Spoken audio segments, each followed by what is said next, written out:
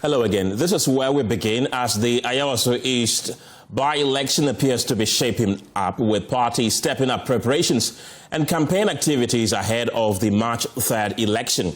Well, the Electoral Commission earlier today held an inter-party advisory committee meeting with political parties ahead of the by-election. Political parties were asked to limit their representation to 2 delegates each. James Aveji just returned from the EC headquarters and is joining me in the studio with more. James, who were there? We understand the chairperson, Jim Mensah, was absent. Who was in her stead? Exactly. So her 2 deputies, the first deputy, which is Samuel Tete, as well as Dr. Bosman Asari, the 2 of them chaired the meeting in her absence. And the political parties also had representations fully represented. For instance, the NDC had the 2 directors of elections, the main director, which is Mr. Jibril Mahdi, and then the NPP, together with his deputy, Tanko Computer Rashid, were all present. The NPP also had the Director of Elections, Evans Nimako, as well as his deputy. The other, what we call quote-unquote smaller parties, were also present in this meeting. The GCPP, for instance, had its General Secretary, Citizen Atudadzi. Those who were not absent, in fact, when I called the PNP, the People's National Party, they said they are not part of the election, and so they didn't attend this particular meeting. And so those were the people who were present in this meeting, together with the 2 deputy chairs of the Electoral Commission to deliberate on this particular roadmap. Let's talk about the roadmap. What did they agree on? So I'm sure the party reps will come and give us the full details, but in this kind of elections, a number of activities happen between now and March 3rd, when the voting exercise will happen. For instance, there would be balloting for candidates. To get the arrangement on that, there will be the opening of the notice of poll in the constituency as well. But most importantly will be the printing of ballot papers, which must be supervised by the political parties together with the EC. And when this happens, all the parties interested in election would have to get their representatives at the printing center of this ballot papers. And so usually the EC will agree with the political parties who and who or how many persons can be delegated to monitor these activities.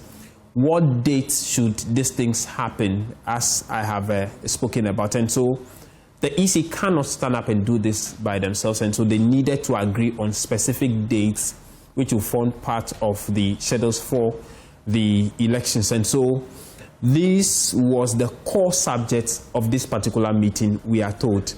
Now, they have agreed on certain things. For instance, party representations at these meetings. On the day of the election, we know that party agents or candidate agents also represent in this election. Yes. How should they be identified at the voting centers? Initially, when we receive the press tag, we just get press tag, and then you have the party agent tag.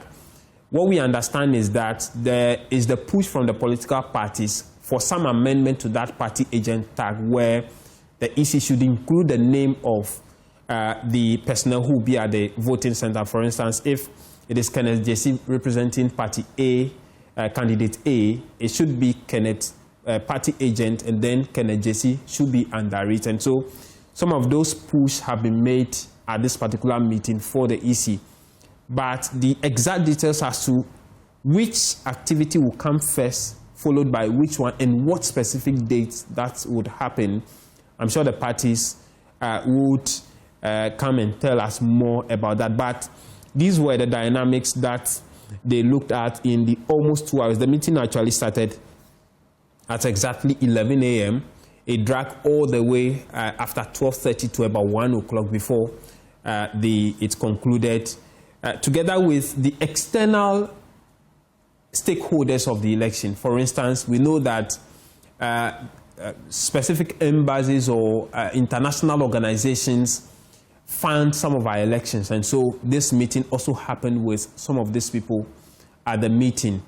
Again, what we understand is that some decisions will be taken, as far as this is concerned, taking in mind security issues. And so the Ghana Police Service was also at this meeting, represented by one of the top officials, not the IGP or the various COPs, but it also had a representation at this meeting. And so security matters were also discussed. We understand that issues around even the 2024 elections also came up. When elections are done, the parties need to come together at an IPAC meeting to review the election, know what went well, what didn't go well, and then everybody would find a way forward on how to address some of these things. We understand that some of these issues also came up aside the Ayawaso East election conversation.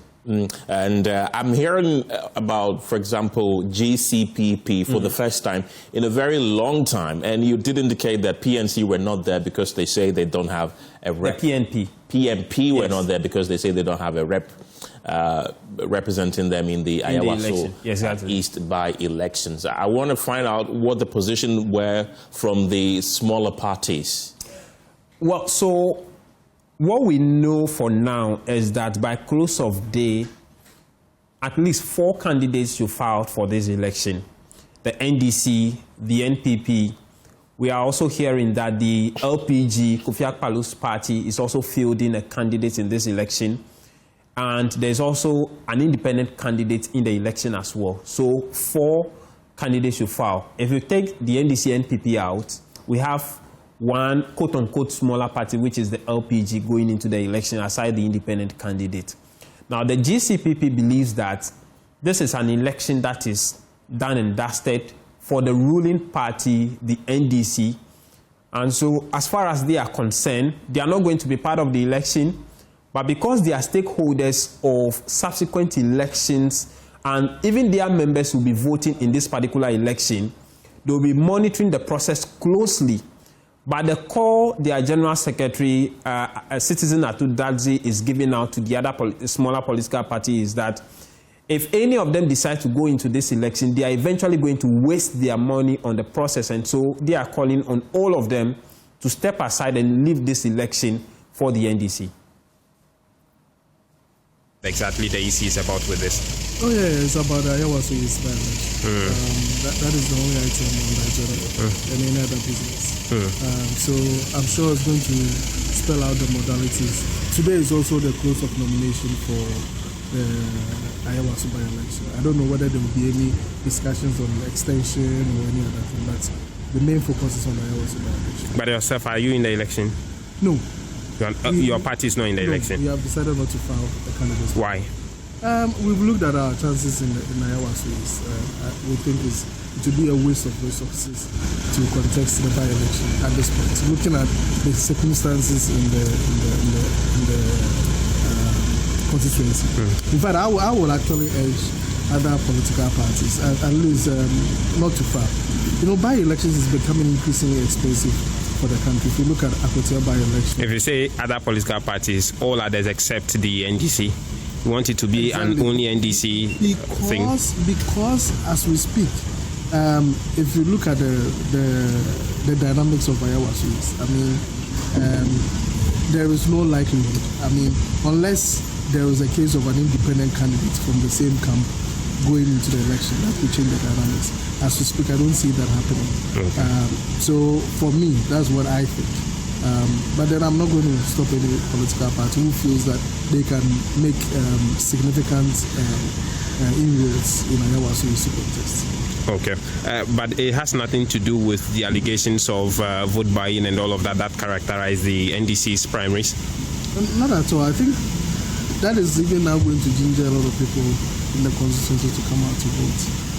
If you look at all the dynamics now, it looks like Baba Jamal's name has come up strongly again. I mean, he's a very known figure in Ghanaian politics. His name died down a little bit. All of a sudden, through whatever means, now everybody is talking about Baba Jamal. It has increased his popularity going into this election, and I think it even makes him a more formidable candidate in this election. But my call is not based on that. My call is based on cost. and the fact that we need to look at by-elections in general. I think over the years, anytime there's a by-election, we look at should we have a different way of approaching by-elections instead of every day spending so much money and resources going to a by-election. So I am making that call based on that. We saw in Tamale, Tamale Central, where no other political party contested, and I think it saved the people of Ghana a lot of money. So that's why I'm making this call. Thank you. James, and that is the General Secretary of the GCPP, and this was before they entered the building. Exactly. Describe the mood of the various individuals who exited the building. Ken, they all appeared to, sometimes some of these meetings come with all of the tension, where the NDC NPP will usually have different stance on particular matters, and then you see the other parties rallying their support behind one of them. And sometimes when they come out, it shows clearly. In fact, some of them will call the major political parties out and disagree with them on certain things. But for today, everybody who came out of that building seemed to agree on a particular consensus as far as the roadmap to the election was concerned. They were all jovial, typical of Tanko Computer and Evans Nimako, as well as the other reps. They're all happy looking when they came out of this. And so I just want to believe that we will not have the incident where usually after these meetings, a certain political party will issue a statement calling out the EC or the other political party for disagreeing with certain things and accusing them of being in bed with the other. And so from what I've seen today, it looks like everybody is on the same page. James Aveji, thank you very much. He's a man on the ground at the Electoral Commission headquarters for the IPAC meeting that ended about an hour ago. Let's broaden this conversation. And joining me now is Evans Nimako. He's the MPP's Director of Research and Elections. We also have Rashid Tanko Computer, who's the Deputy Director of Elections and IT for the governing NDC. Gentlemen, thank you very much for your time this afternoon. Evans, I'll begin with you. The Ayawaso East by-election is shaping up and preparations are intensifying. How ready is your party for March 3rd? Kenneth, thank you for having me. Good afternoon to your listeners. For us as New Patriotic Party, we are ready. Today, at the regional office, we filed documentation of our candidate, Baba Ali Yusuf.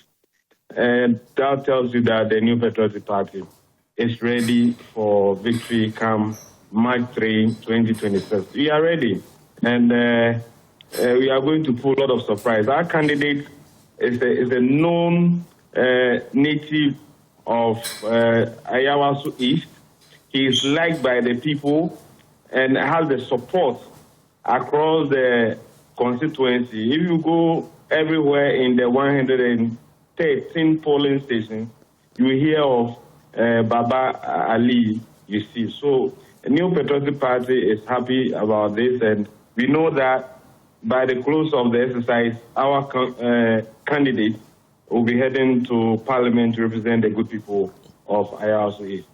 Let me bring in Rashid Tanko Computer in at this point. Rashid, your party has had dramatic turn of events in the last 72 hours since you concluded the primaries to elect your candidate to represent your party in the upcoming by-election. How prepared is your party for March 3rd as well? Very well. My brother, let me say good afternoon to you and your cherished viewers, as well as my good brother, Evans Nimako. They know that this is not an election for them to have participated at all. I don't know why they are going ahead to file their candidate for the election, because this election is virtually not for them. It's an election that NDC is just going in to increase its margins, not about winning. Winning is not an issue. The issue on the table right now is for NDC to increase its margin of victory. That is what we are going in. We are very much prepared today. We filed our candidate, Alhaji Jamal has filed, Baba Jamal, he has filed his papers with the Electoral Commission. Officially, he's a candidate. And I can assure you, we are going to increase our margin. After winning is not an issue. We are going to beat it because the good works of the NDC is there for everybody to see. People are living testimonies. They themselves are living testimony.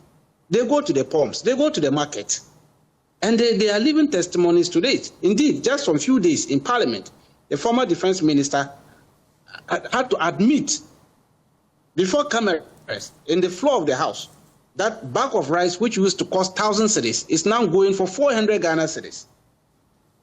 I mean, he didn't do it under duress. He had to admit to the fact. So all these things, people are living testimonies to it. And I can assure you, this election that is going on, the best thing for MPP was to just chicken out. But now they want us to give them a heavy defeat. We are ready for them there. Let's talk about the IPAC meeting that just concluded. You were there, so was Evans. What were the roadmaps that were agreed upon?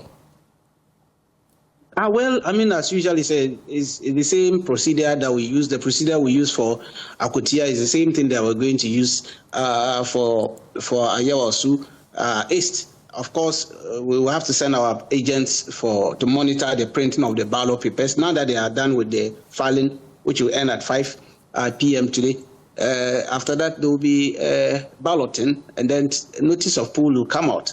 Then the printing of the ballot papers will follow.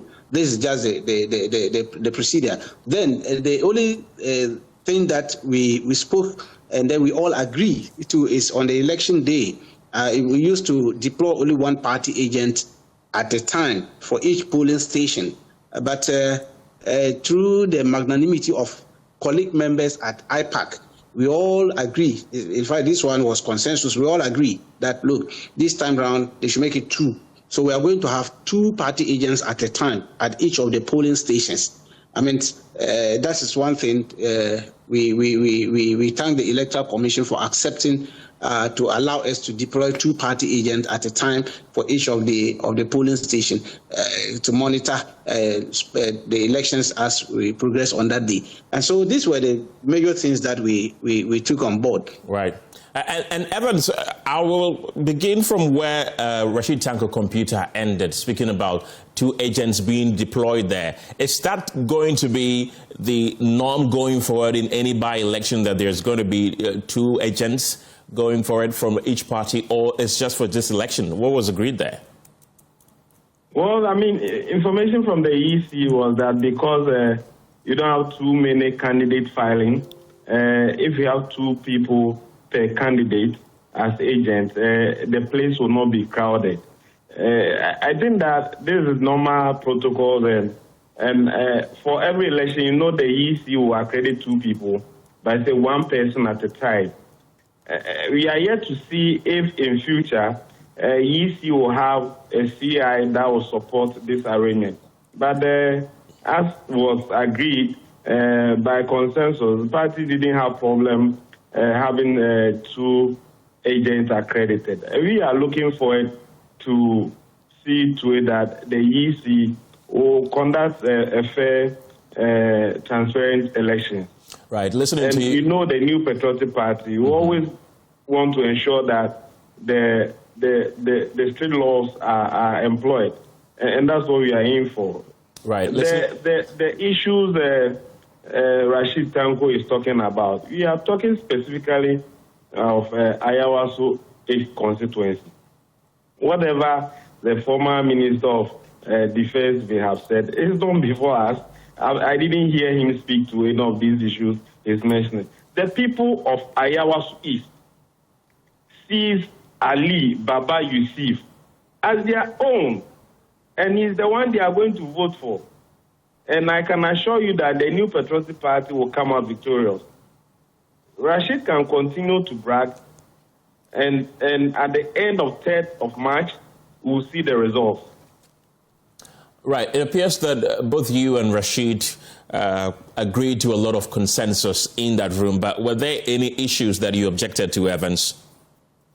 Well, I mean, there wasn't an issue of objection, but the New Patriotic Party raised issue that we've been done with the 2024 presidential and parliamentary elections. As convention, the EC must create a forum for review of the 2024 elections. And so when it was put on the table, the EC accepted that. The EC also informed parties that as part of its coalition arrangement, they are going to use a certain electronic means to transmit results from the polling station to the collation center. And this will go to collaborate with the manual transmission of the pin sheet. And this, we said that we will support the EC to table a CI that will give a legal backing to this arrangement where results will be transmitted electronically from polling stations to collation centers, because it will then take away this issue of some individuals who are lawless and will take the law into their hands and destroy EC materials. You saw in 2024 at Ablikuma North constituency, where NDC organized people to go and destroy electoral material and burn them as well. As we speak, nobody has been arrested. The EC in Ablikuma North had told Parliament that they were left with 3 polling stations to collate to declare results. They turn around to say we have to go and do by-elections in 19 voting centers. Ridiculous indeed. And so for New Patriotic Party, we will support an arrangement that will ensure the sanctity of the conduct of elections in this country. I mean, that's the only way to go. And so when the issue was brought up by New Patriotic Party, the EC said that they were going to ensure it happened. And so they are going to do a certain pilot from all the 113 polling stations. They said they are liaising with statistical service and get tablets from them to be able to take electronic copies of results. And then this will also collaborate the manual transmission of the results from polling stations to the coalitions. And I think it will be a nice pilot, and we are ready to support. Right. Rashid, my colleague James Aveji, who was with you at the Electoral Commission headquarters, tells me that there was another proposal which seeks to, print the names of the agents who will be present on that day on their cards that they will have on them. And then the big question is, what if a card is printed for an agent with a name there and the agent on the D-Day fails to show up? What happens? Well, that's why we advocated for 2 agents at a time. So in an event, we had the difficulty. And then what the CI, if you look at CI 127, it makes room for replacement. I mean, you can quickly replace an agent who might not show up on the day. I mean, so that provision is there for replacement. Okay. But let's correct this. You see, why the EC going for tablets to come and do this? We raised an issue about it. Is the MPP their behavior? You remember what happened to Ablikuma North when they went and manufactured their own print sheet and said they were scam copies and wanted to use that one to deceive the EC to declare the election for them. That's what they were trying to do. But we stood our grounds and said that could not happen, because we know who MPP they are. They are masters of this kind of manufacturing their own figures and documents to come and convince the Electoral Commission. And so, well, the EC is trying to do a pilot. They themselves agree it's not backed by any law, what they are doing. That is just their internal administrative thing that they are trying to do. It's not backed by any law. Nobody's going to rely on that system that they are doing just to help them their own administrative. Because when we go to the collation center, we know how we do our collation. We won't rely on the depiction and carbon copies that they bring there to collate the results. Okay. And to save as well over the period. And so that one there, yes, let's see what they'll do about it. They tried it at Akotia. Yes, we didn't have any issues with them because it didn't impact anything on the elections. And the same thing. So if they are bringing that, we know that, our opponents, they will always find faults where there's none. But I can assure you, we are ready to go. We are ready. We are returning the seat with a very huge margin. That's what we are trying to do. Right, gentlemen, thank you very much. Rashid Tanko Computer is the Deputy Director of IT and Elections with the governing NDC. We also heard from Evans Nimako, who is the Director of IT and elections with the opposition NPP. Let's just stay with the NDC because the party is facing criticism over its decision to clear Baba Jamal to contest the Ayawaso East by-election despite allegations of vote inducement during the party's recent parliamentary primary, with some describing the decision as endorsing an illegality. Baba Jamal, who was serving as Ghana's High Commissioner to Nigeria, was recalled by President Mahama after he admitted on camera to distributing items including television sets to party delegates during last Saturday's primary. Well, following a review of a report by a three-member committee, the NDC's Functional Executive Committee has now approved him as the party's candidate for the March 3rd by-election. Michelle Latte has more in this report. The February 7 NDC primary saw Baba Jamal Mohammed Ahmed declared winner ahead of the March 3 by-election following the death of the sitting MP. The process was, however, marred by allegations of vote buying, triggering public outrage and calls from some NDC MPs for the election to be annulled. Baba Jamal was later recalled from his post as Ghana's High Commissioner to Nigeria. The party subsequently set up a three-member committee led by Kofi Ofosu. After 2 days of investigations, the committee submitted its report. Committee member Mr Ofosu says all candidates who contested the primary were interrogated. It's a committee of FEC, and so we've submitted a report. With the investigation concluded, the party then had to make a decision. After hours of deliberations, General Secretary of the NDC, Fifi Fiafikwete, revealed that all candidates admitted to giving items to delegates, describing them as motivation. The long and short of the report was this, that inappropriate conduct was exhibited by virtually almost all the candidates. Even though you cannot establish, because the candidates were clear that what they did was in light of motivating of delegates. We believe that was inappropriate. Despite the admissions, the party said it could not annul the results of the primary, contrary to the calls from some MPs in Parliament. The Functional Executive Committee therefore endorsed Baba Jamal as the party's candidate. Fifi Kwete explained the decision was influenced by the February 11 deadline for the submission of nominations. Ideally, we should have an annulment of the primaries.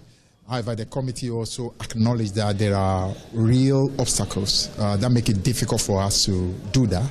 One, the party's constitution does not have a provision for an annulment of election.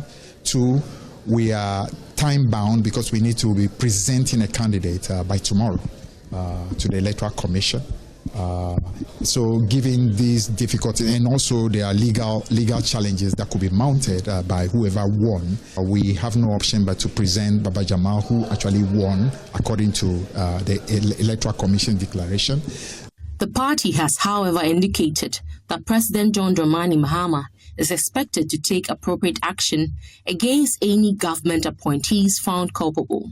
It also announced plans to expand the investigative committee from 3 to 7 members to develop broader recommendations to address vote buying within the party. So we are expanding the committee that was appointed. We are adding 4 more members to that committee to make a 7-member committee. And that 7-member committee will extensively come up with recommendations as to how we can once and for all deal with this, should I call it, canker, which has to do with anything that amounts to inappropriate conduct as far as elections are concerned. The NDC says it remains confident of retaining the Ayawaso East seat in the March 3 by-election against the NPP candidate Baba Ali Yusuf. For Joy News, Michelle Latte.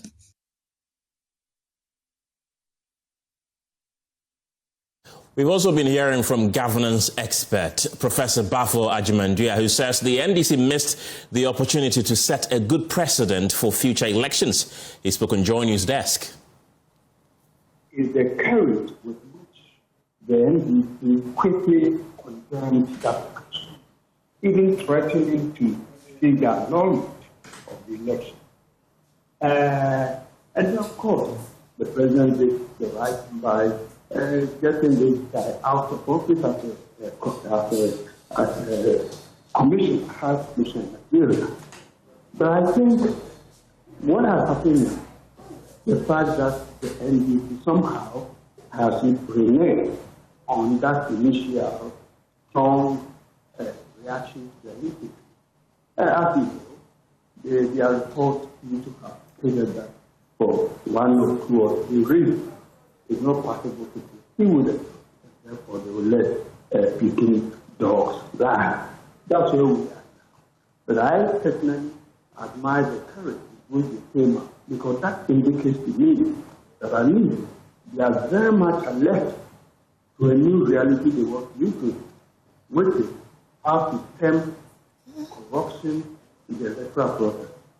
Now, going around against their own promises, as I say, they gave it. So let us see going forward what else. But Prof, did they miss the opportunity to at least nip this in the bud, to set a certain precedent that this thing cannot continue? We should find a way to serve as a deterrent, to others. Did they miss that opportunity to do that? Yes, they did. They did. And personally, I feel bad about that, because all of it, anti-corruption, everybody is trying to set up a new development. But we have to look at this particular case in its context. You see, the NDC reacted perhaps without taking cognizance of the peculiarity of this particular case. Here you are, you have only 24 hours to act before the commission make the final decision. Here you are constituted, your internal structures or law do not seem to be clear on this action. Well, a senior lecturer with the Political and History Department at KNUST, Professor Samuel Edujemfi, has also been expressing his view on the decision by the party. My sister, it's a very difficult one, because if you look at what is happening today, you realize that the party has done its job. It has come out with its own findings. It shows clearly that the process that led to the outcome had a lot of challenges, necessitates annulment. Unfortunately, what we see is that the party cannot do that, because the Electoral Commission itself is not interested in ensuring that our political parties conduct themselves well.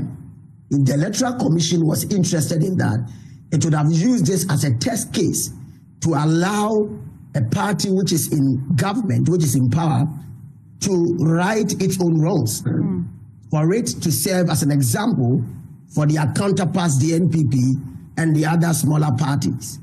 It seems to me what the Electoral Commission and the Commissioner is interested in, likely, is to see that they have that by-election. And once that is done, they will go back to relax or go back to sleep. And that is where I have a lot of worry. The fact is that the Electoral Commission should not only be interested on election day, counting of votes and declaring a winner, as it is known historically. It should be interested in the processes that lead to the D-Day of election and also the declaration of a winner. The processes require how individual contenders or contestants or competing parties conduct themselves.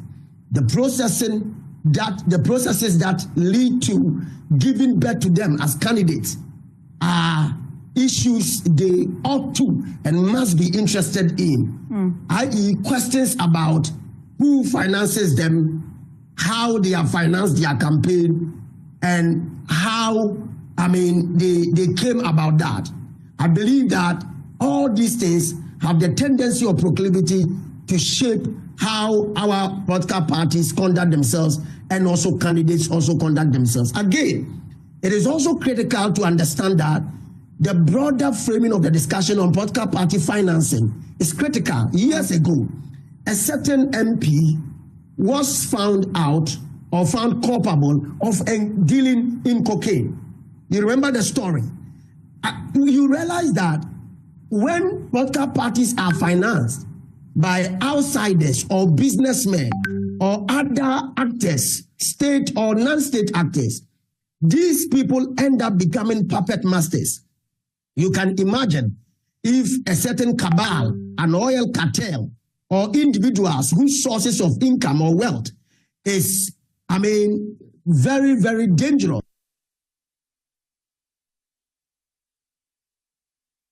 Let's get talking and bring in the MPP's Deputy General Secretary, Haruna Mohammed. Also joining the conversation is the Deputy General Secretary of the NDC, Mustapha Gbande. Gentlemen, grateful for your time this afternoon. Haruna, I'll begin with you. What is the MPP's official position on the decision by the NDC to clear Baba Jamal for the upcoming primaries? Thank you very much. I would like to say good afternoon to your cherished viewers and then my colleague Mustafa and other experts who have spoken on the matter. Like I said earlier, these people they lack principle, and I told you that what they have done or what the letter that they have issued, they are not going to follow it, and it has come to reality. The party itself has become a clearing agent. Knowing very well that their constitution does not give him the power to withdraw somebody's election or whatever, they went ahead to do what they did. And I told everybody, I told the world, that these people, they cannot do anything because what they have just done is to play on the emotions of the people of Ghana. They don't intend very well for us, and everybody is seeing it. What they did was the use. What is the use? What they did, their issue, what is the letter they sent is all useless. And we are back to number one, encouraging people to do vote buying. So for me, I never believe in them because I don't think that the NDC can take any decision. They cannot take any decision. So for us as MPP, we have said that this is a criminal matter. When it happens, we say the police should go on and do investigation. Yes, so if the Ghana police is supposed to do investigation and these people are not minded that investigation should be done on criminal matters on this, and they have to do their own investigations, which ought to come out as nothing, baseless, no effect, no any contribution, just to tell us that because proceed. Right. It's a useless adventure. Right. Haruna, it's quite interesting that you describe this as a criminal decision, but the Office of the Special Prosecutor, remember, says that it's investigating this NDC issue and the MPP presidential primaries that happened about a fortnight ago, also with allegations of vote buying as well. But your party so far has not said that they're setting up any committee to look into that. Do I have Haruna on the line?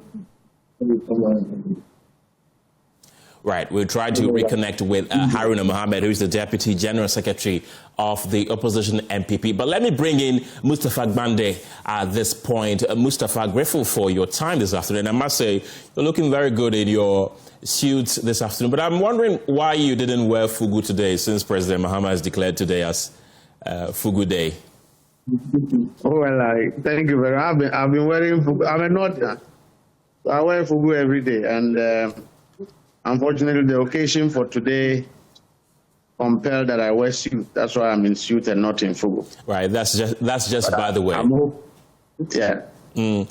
Your party has faced fierce criticism from the MPP, political scientists, CSOs, that you failed to discipline Baba Jamal when everybody was expecting you to do so. Is the party proud of the decision it took yesterday? Well, thank you very much. We take full responsibility of whatever the criticisms and observations are. There have never been a decision without divergent opinions, and we respect those opinions. But posterity will judge us for good that the NDC have taken a strong standpoint to reform our party as against the issues of vote buying and inducements at voting processes.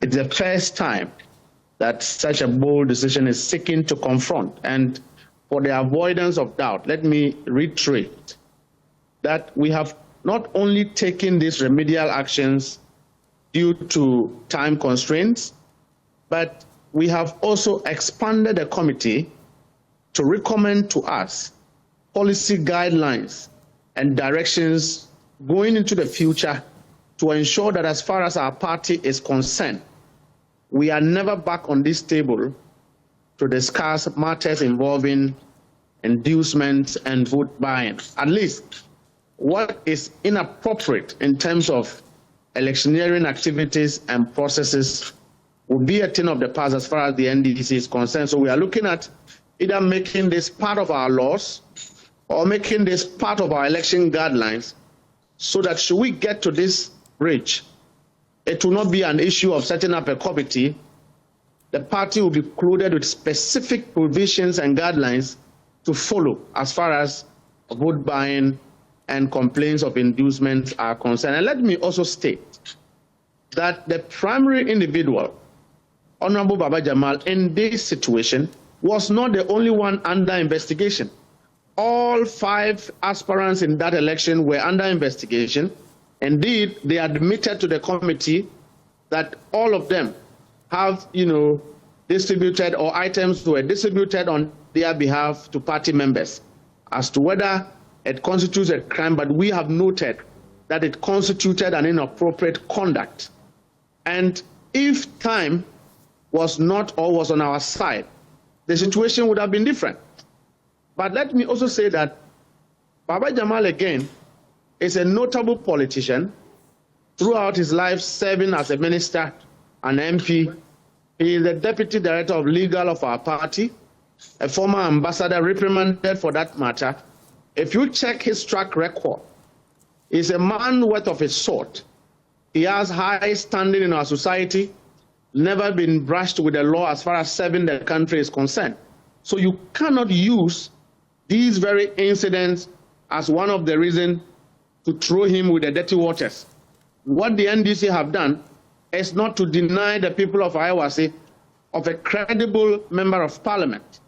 Out of the 5, they have selected one person. The election that was organized by the Electoral Commission was not tainted. It was not interrupted.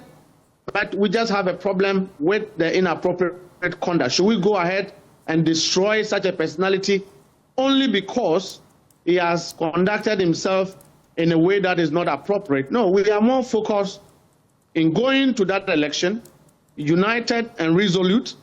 We have noted to our colleagues, members of parliament, that the party appreciated their concern, the widespread dismissing of such acts as far as the letter is concerned. But all of them, the party have taken a decision, are required to come to the table so that together we'll go and elect a member of parliament to represent the people of Ayawaso. You recall that in the last 8 years, Ayawaso is a central zongo of Accra, Nima Mamubi. The former government promised even establishing a Zongo university in the Zongo communities, never did. They promised Zongo Development Fund to develop the Zongos, never did. They promised to even build hospitals in the Zongo communities, never did. These are deficiencies of development that we have to live up to. We have a responsibility to develop Nima to standard. And we needed somebody who have experience, who have a pedigree in society to be able to influence this development. For us, that is where we are, and that is very important to us going into the future. It is not about what the MPP says. Just yesterday, you were recalling that they are in the business of even distributing state-funded fertilizers. Let's not talk about the money. State-funded fertilizers. I want to ask Mohammed, do they have fertilizer manufacturing plant in President Akufo-Addo's house at Nima? Where did the MPP get fertilizers such that their DCs were sharing for vote in national? To want to criticize a decision that we have taken to reform in line with the president's visions, they don't have the moral right. But they are not the yardstick. The yardstick is that we want to retain the trust Ghanaians have in us. We want to ensure that we address the political concerns that the people of Ghana have. As far as the NDC is concerned, we have always been used as a measure of reshaping democracy and upholding the standards. And we appreciate that. So for all who don't agree with us, for all who agree with us, we take full responsibility of everything that have happened in our party, and we can promise that going into the future, the NDC will not be in this crisis. Do you think that the NDC missed a big chance to set a very good precedent by using Baba Jamal and the 4 other contestants as scapegoat? The NDC could have said that, look, we are no longer going to contest that seat because we found enough evidence to suggest that there was vote buying. So Baba Jamal, step aside. We will not contest in these elections. Did you miss that opportunity to set a good precedent with this? As I have said, if you pick the MPP candidate they have selected and you juxtapose that with Honorable Baba Jamal, why would any human being want to throw Baba Jamal away and go and take the MPP candidate? For what purpose? This is an individual who have served with an unquestionable character, a good standing in our society. Baba Jamal have no record of political corruption. The fact that something would have occasioned in that election, which we found to be inappropriate, and condemning same, taking full step to restructure and reform our party, it's not a case that we have missed a chance. And I've indicated, the committee noted that if we were having a lot of time, the story would have actually been different.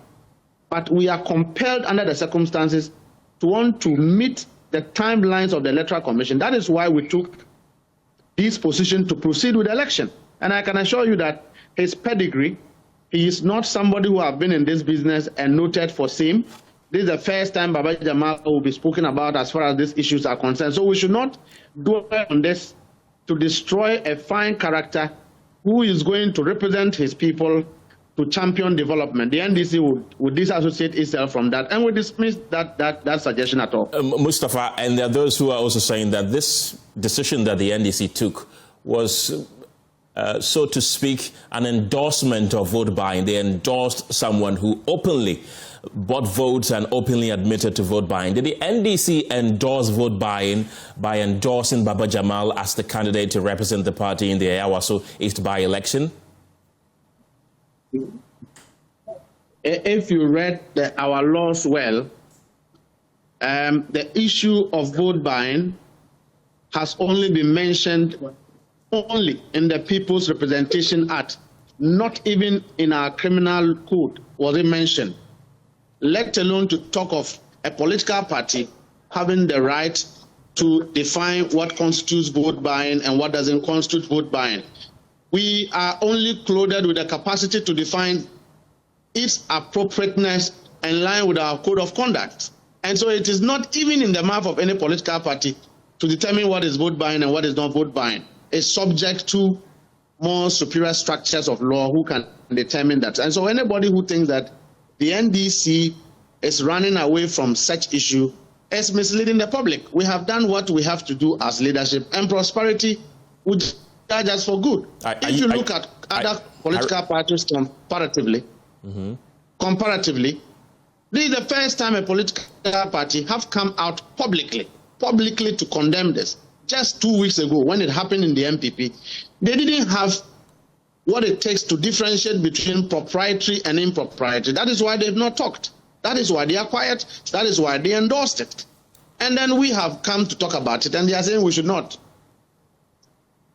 Mustafa Gbande, thank you very much. He's the Deputy General Secretary of the governing National Democratic Congress there. And earlier we also spoke to the Deputy General Secretary of the opposition MPP, Haruna Mohammed, who we're still trying to get back onto the telephone lines because his line dropped abruptly. Do we have Haruna back on the line?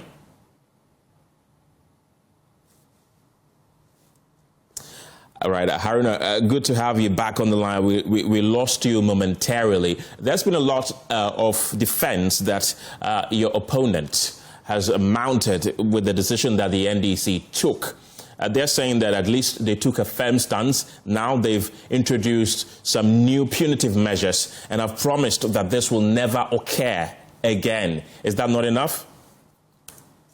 I don't know. There is no any punitive measure in their report. What they clearly did was that they identified vote buying. They publicly told the whole country that their party was involved in vote buying. They set up a committee to investigate and confirm the vote buying.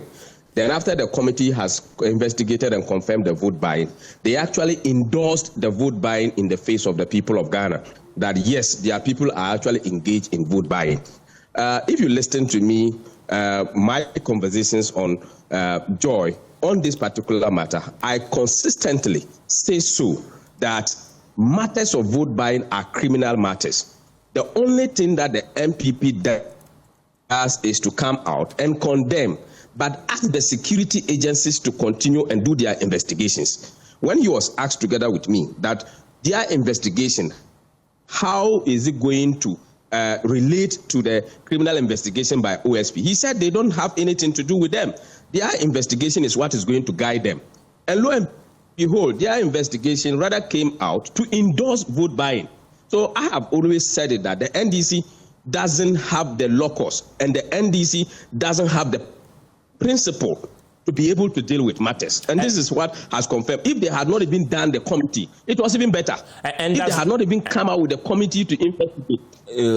And does the MPP have that locus to deal with that canker?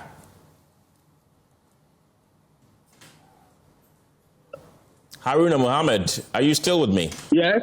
Yes, you say that the NDC doesn't have the locus to deal with the issue of vote buying. And I'm trying to find out from you if the MPP has the same. And I'm asking you this question on the basis that the Office of the Special Prosecutor has also cited the MPP, particularly with respect to your presidential primaries that took place a fortnight ago, that they are investigating allegations of vote buying. At least the NDC has set up a committee. What the Special Prosecutor investigates? And wouldn't your party do an independent investigation? Is that not an endorsement of vote buying, as you accuse the NDC of? If they investigate and it has been done, then they can take a criminal proceedings. But our view is that party made the whole country to look like they are saints and they are doing something different. But rather they have come out to even expose their political party. So when it comes to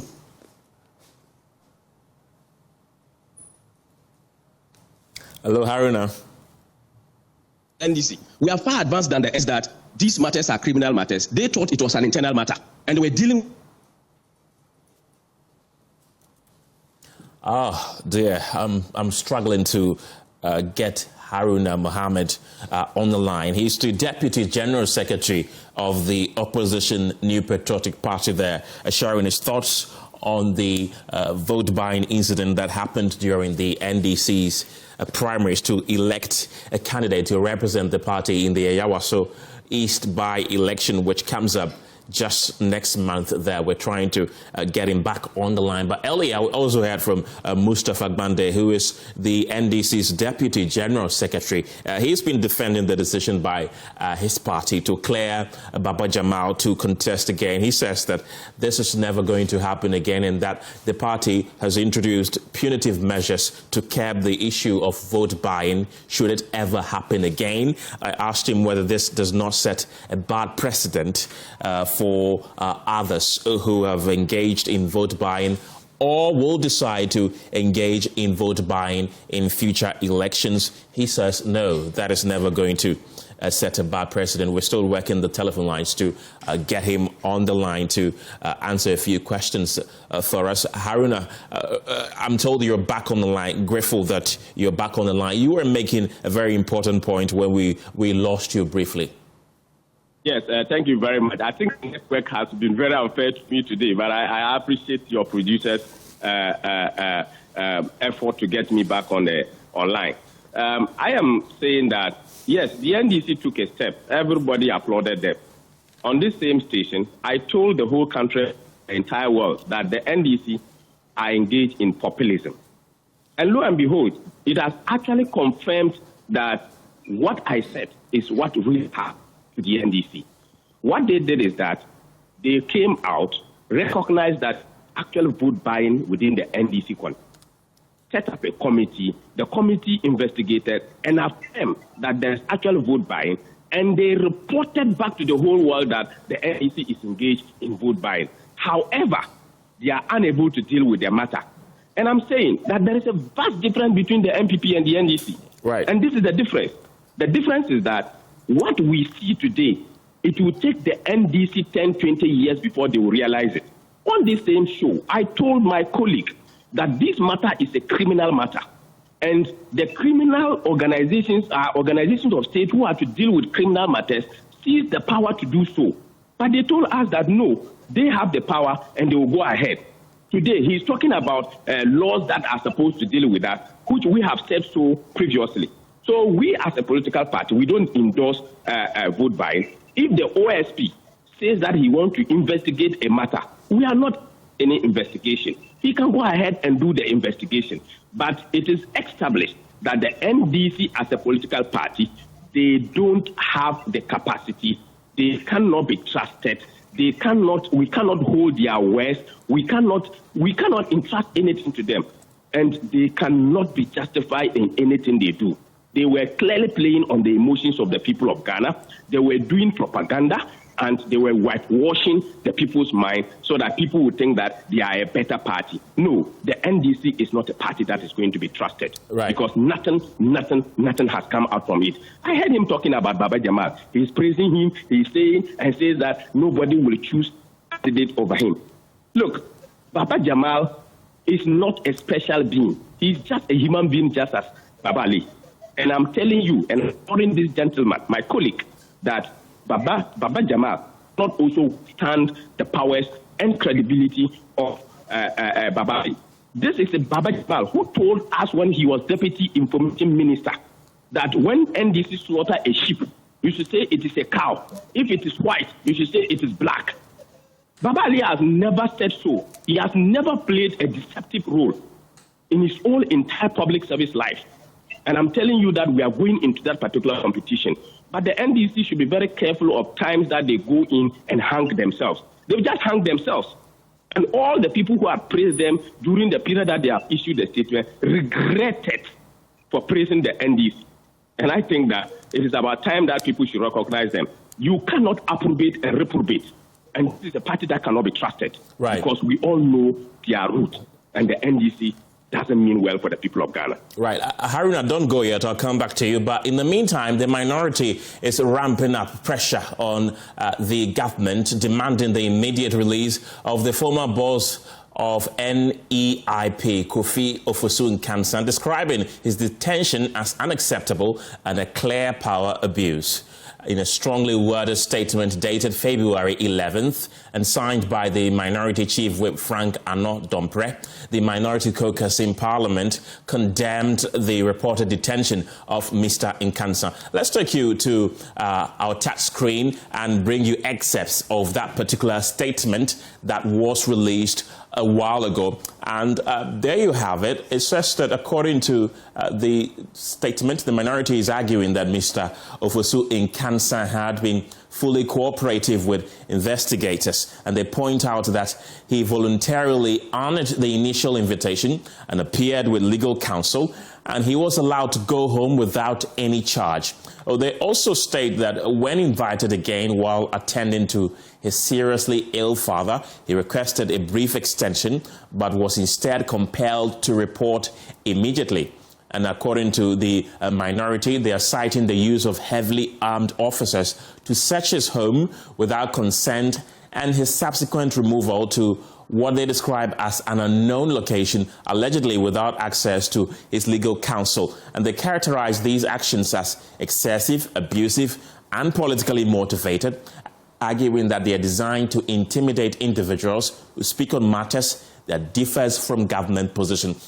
So this is excerpt of the statement that the Minority Caucus have released, and they say that the manner of the investigation is undermining the rule of law and democratic principles. They're arguing that investigations must be conducted in a civil and dignified manner as permitted by the laws of Ghana.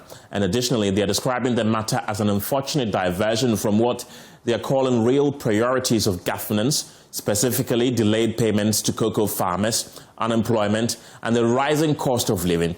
They are arguing that the government, or they are urging government to redirect its attention and resources toward addressing these economic challenges affecting millions of Ghanaians. So these are excerpts of a statement that have been released by the Minority Caucus in Parliament, signed by the Minority Chief Whip, Frank Annoh-Dompreh, in the last 2 hours. And in a later development, Ghana's cocoa value chain is under pressure as the Ghana Cocoa Board is reported to owe members of the Licensed Cocoa Buyers Association nearly 10 billion Ghana cedis for the current season. We'll bring you that story shortly, but let's go back to the telephone lines and speak to Haruna Mohammed once again. He's the Deputy General Secretary of the Opposition MPP. Haruna, what do you make of the statement that has been released by the Minority Caucus in Parliament and the subsequent detention of the former NIP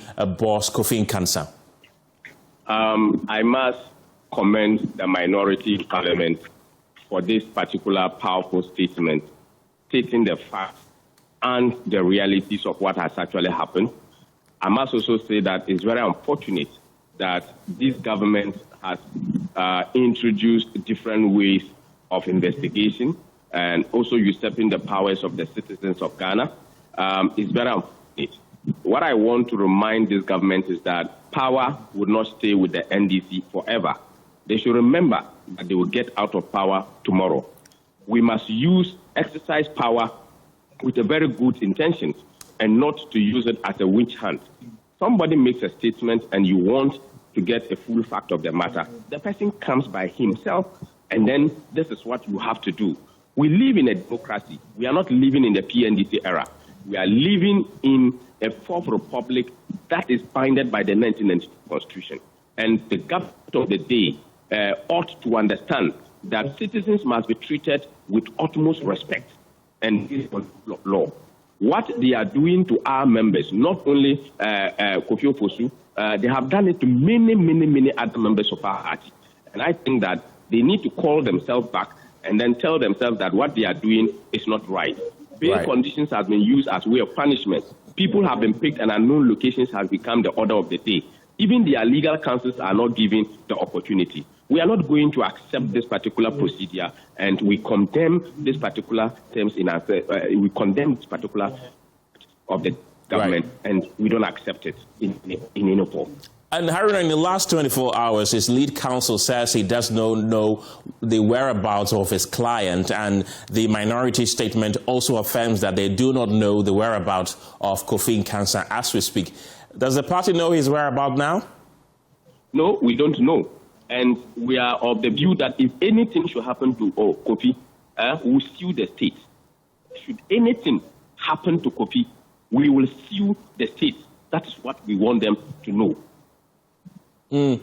In time past, we've seen the youth wing of the party organize protests, when members of the MPP have been detained. Now that Kofi Nkansah has been detained, is there anything like that in the pipeline to register your displeasure? You see, the NDC is playing as if they are smart. Cocoa issues have come up. Issues of vote buying within their party has come up. Several other hardship issues have come up. They want to use this as a diversionary tactic. We are not going to play to their game. We are watching the political environment. We are watching the security apparatus movement, and we are gauging all the sentiments and emotions around. If there is that need for us to do, we will come out and do so. But we are not going to help them to take away the commentary on very critical issues that is affecting the standard of living of the people of Ghana. They want us to engage in that particular debate, come out and make a lot of noise, and then it would take away the commentary of the very critical issues that affect the state. So the youth wing and then the party is watching the environment. The general secretary of the party come and see what had happened. Even outside the walls of the security gate, you come. It was very bizarre. They did not treat the general secretary well at all, even when he went to the gates of the national security. This is unacceptable. And we have them when power turns, the table turns. They will understand how it feels when power is being used arbitrarily. Haruna, you've described this detention as a witch hunt, and so has the minority, and a lot of MPP folks have also described this as a witch hunt. He made some allegations concerning the scholarship secretariat, and he was called to come and provide evidence or assist with investigation. How is that a witch hunt? When he was called to go to provide or help in the investigations, you ask him the questions you want him to respond. He responds to you on those questions. You leave him to go. You don't detain him. You don't even send him to a known location, unknown. This is unacceptable. If the lawyers had even know where he is, and we know what it is.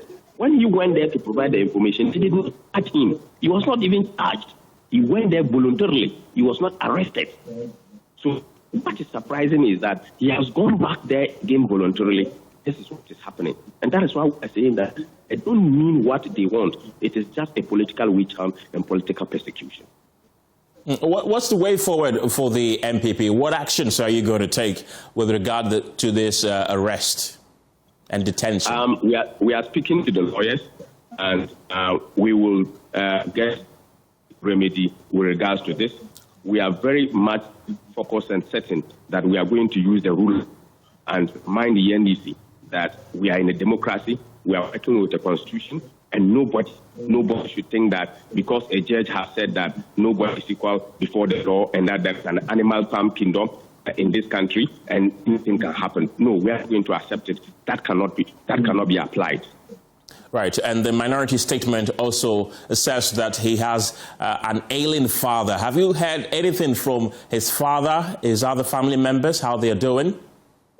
For now, the father ought not to be informed of what is happening because of condition, but we're monitoring. We've had conversations with family regarding the father, but the father doesn't know what is currently happening to Mr. Kofi, and certainly we're gauging the temperament and then his age and ailment, the level of the ailment. So for now, we are following up as a party to be able to monitor on his behalf this particular arbitrary detention of Kofi Ofosu Nkansah. And are you giving any timelines as to when he should be released? And if he doesn't, something is going to happen. Are you giving any timelines as a party?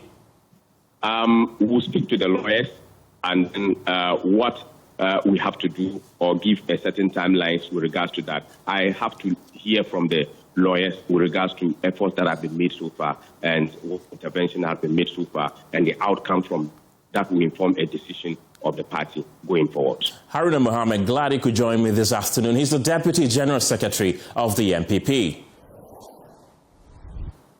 Let's talk cocoa, because Ghana's cocoa value chain is under pressure as the Ghana Cocoa Board is reported to owe members of the Licensed Cocoa Buyers Association nearly 10 billion Ghana cedis for the current cocoa season.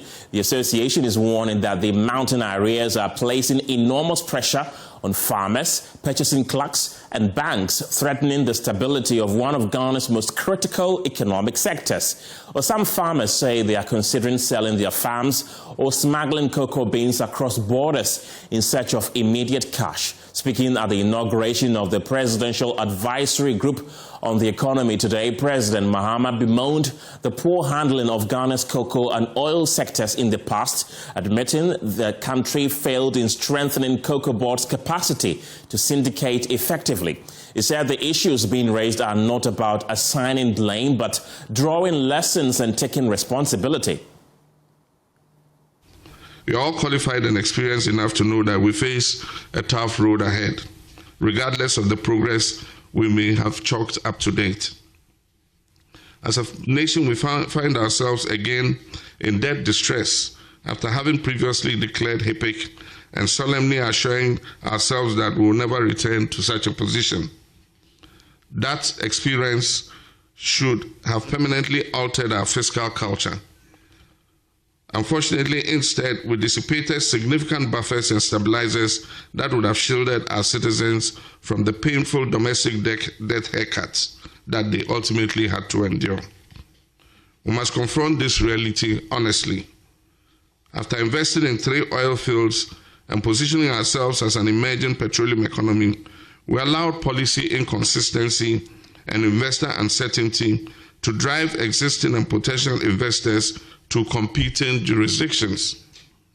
The result has been a declining trajectory of crude oil output at a time when we should have been consolidating gains and building resilience for the energy transition.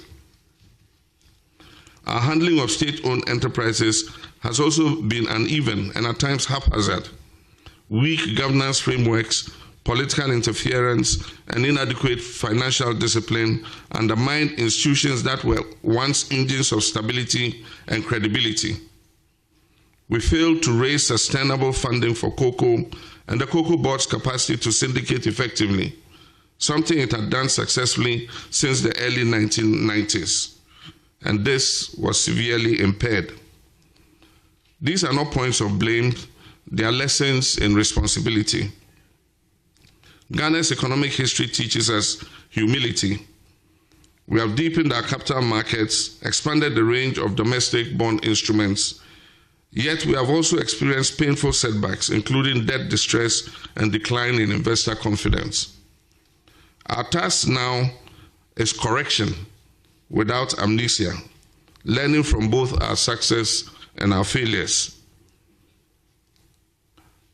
I pause here because I want you to be part of the solution and ultimately part of the success story we must now write. Your counsel must help us rebuild credibility, restore fiscal discipline, attract investment, re-anchor expectations, and re-establish Ghana as a serious, predictable, and competitive economy. Well, that's President John Mahama a while ago at the Jubilee House. And speaking on PM Express, President of the Licensed Cocoa Buyers Association, Samuel Adimado, said the prolonged delays in reimbursement have left key actors in the cocoa chain heavily exposed financially.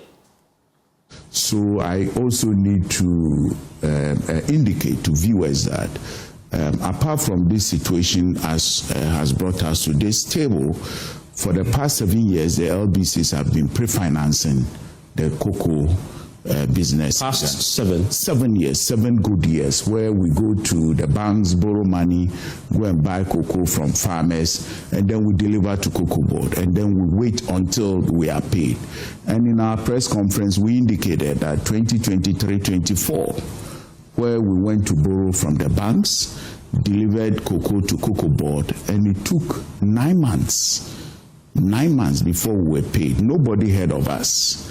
Now, as a result of this model that we felt that it would have, all things being equal, there wouldn't have been problem. The truth of the matter is that we owe the banks more than the farmers. Of course, the farmers are major principal actors. So obviously, once we owe farmers, and any of them, irrespective of their number, making noise, we need to address that. And we needed to set the record straight, setting the record straight because our principal financiers, that's the banks that we have borrowed money from, we need to also indicate that we have not Nicodemously, let me put it this way, gone for the money from Cocoa Board, and then we have refused not to pay them.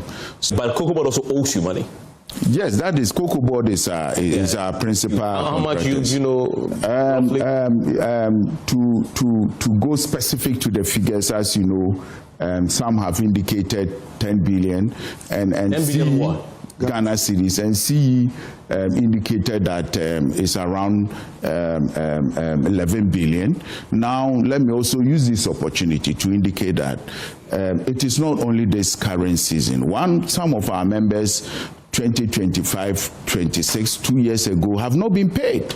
And on this channel, I indicated that to the tune of $185 million, They've not been paid. We haven't come out to raise any issues. So the situation is more complex. The Cocoa Board must find between 10 and 11 billion. Correct, as the issues are. And for Cocoa Board's head of public affairs, Jerome Kweku-Sam, while acknowledging the challenges confronting the sector, he cautioned against politicizing the issue. He's insisting efforts are underway to stabilize the industry and address the financial pressure.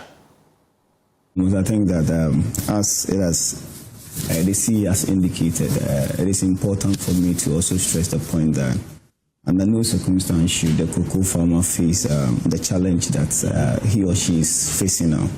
Because I was born into a cocoa growing family and also hailed from Sefi, also in the Western North region. So I really understand what it takes for somebody to be a cocoa farmer. So after the person has gone through all this hectic situation to harvest his or her cocoa, I mean, it is unacceptable for the person to experience what he or she is experiencing now. So on the basis of that, the CE has apologized to, the cocoa farmers, not because he has done something wrong, but he bears the ultimate responsibility, and as such, he has shown leadership, to that effect. You see, it is quite painful when we decide to politicize this whole issue. When we do that, we lose our core focus, which is to the cocoa farmer finding a lasting solution to what has happened. Evans, it is legitimate for you to raise a concern, or the cocoa farmer to raise a concern. But I find it very dishonest when I hear political actors, in this instance, the minority, paint the picture as though this is a situation just happening. And we've also been hearing from the former head of public affairs at Cocoa Board, Fifi Boafo, who says the decision to intervene an emergency meeting signals the gravity of the situation. According to him, the high-level intervention underscores the seriousness of the financial strain facing the cocoa sector. At sea as to what exactly Jerome was doing. You asked him a specific question, and the question was the problem and how Cocoa Board was dealing with it, and now he was all over the place talking about almost everything under the sun. This is the problem. Ghana Cocoa Board, before you start every season, every year, you must have a visibility. Know exactly how much you expect to come in, and based on that, determine how much you pay to the cocoa farmer, and beyond that, also know how much you spend on industry cost. Indeed, at the time the PPRC, that's the Producer Price Review Committees, met and determined the price, they told us, Ghanaians, that they are going to pay 5,040 to the cocoa farmer, and then the remaining amount to be spent on industry cost. So the FOB price, the weighted average, was going to be 7,200. The weighted average is you arrive at the weighted average, taking into consideration how much you pay the cocoa farmer, how much industry costs, and also take into consideration rollover contracts you have. Well, let's get talking, and joining me on Zoom now is the president of the Licensed Cocoa Buyers Association of Ghana, Samuel Adimiado. And satisfied with the presidential intervention so far, Samuel? Yes, thank you, my brother, and then thanks to your listeners. I must use this opportunity to, on behalf of our members and, of course, on behalf of farmers, to express our deepest appreciation to His Excellency for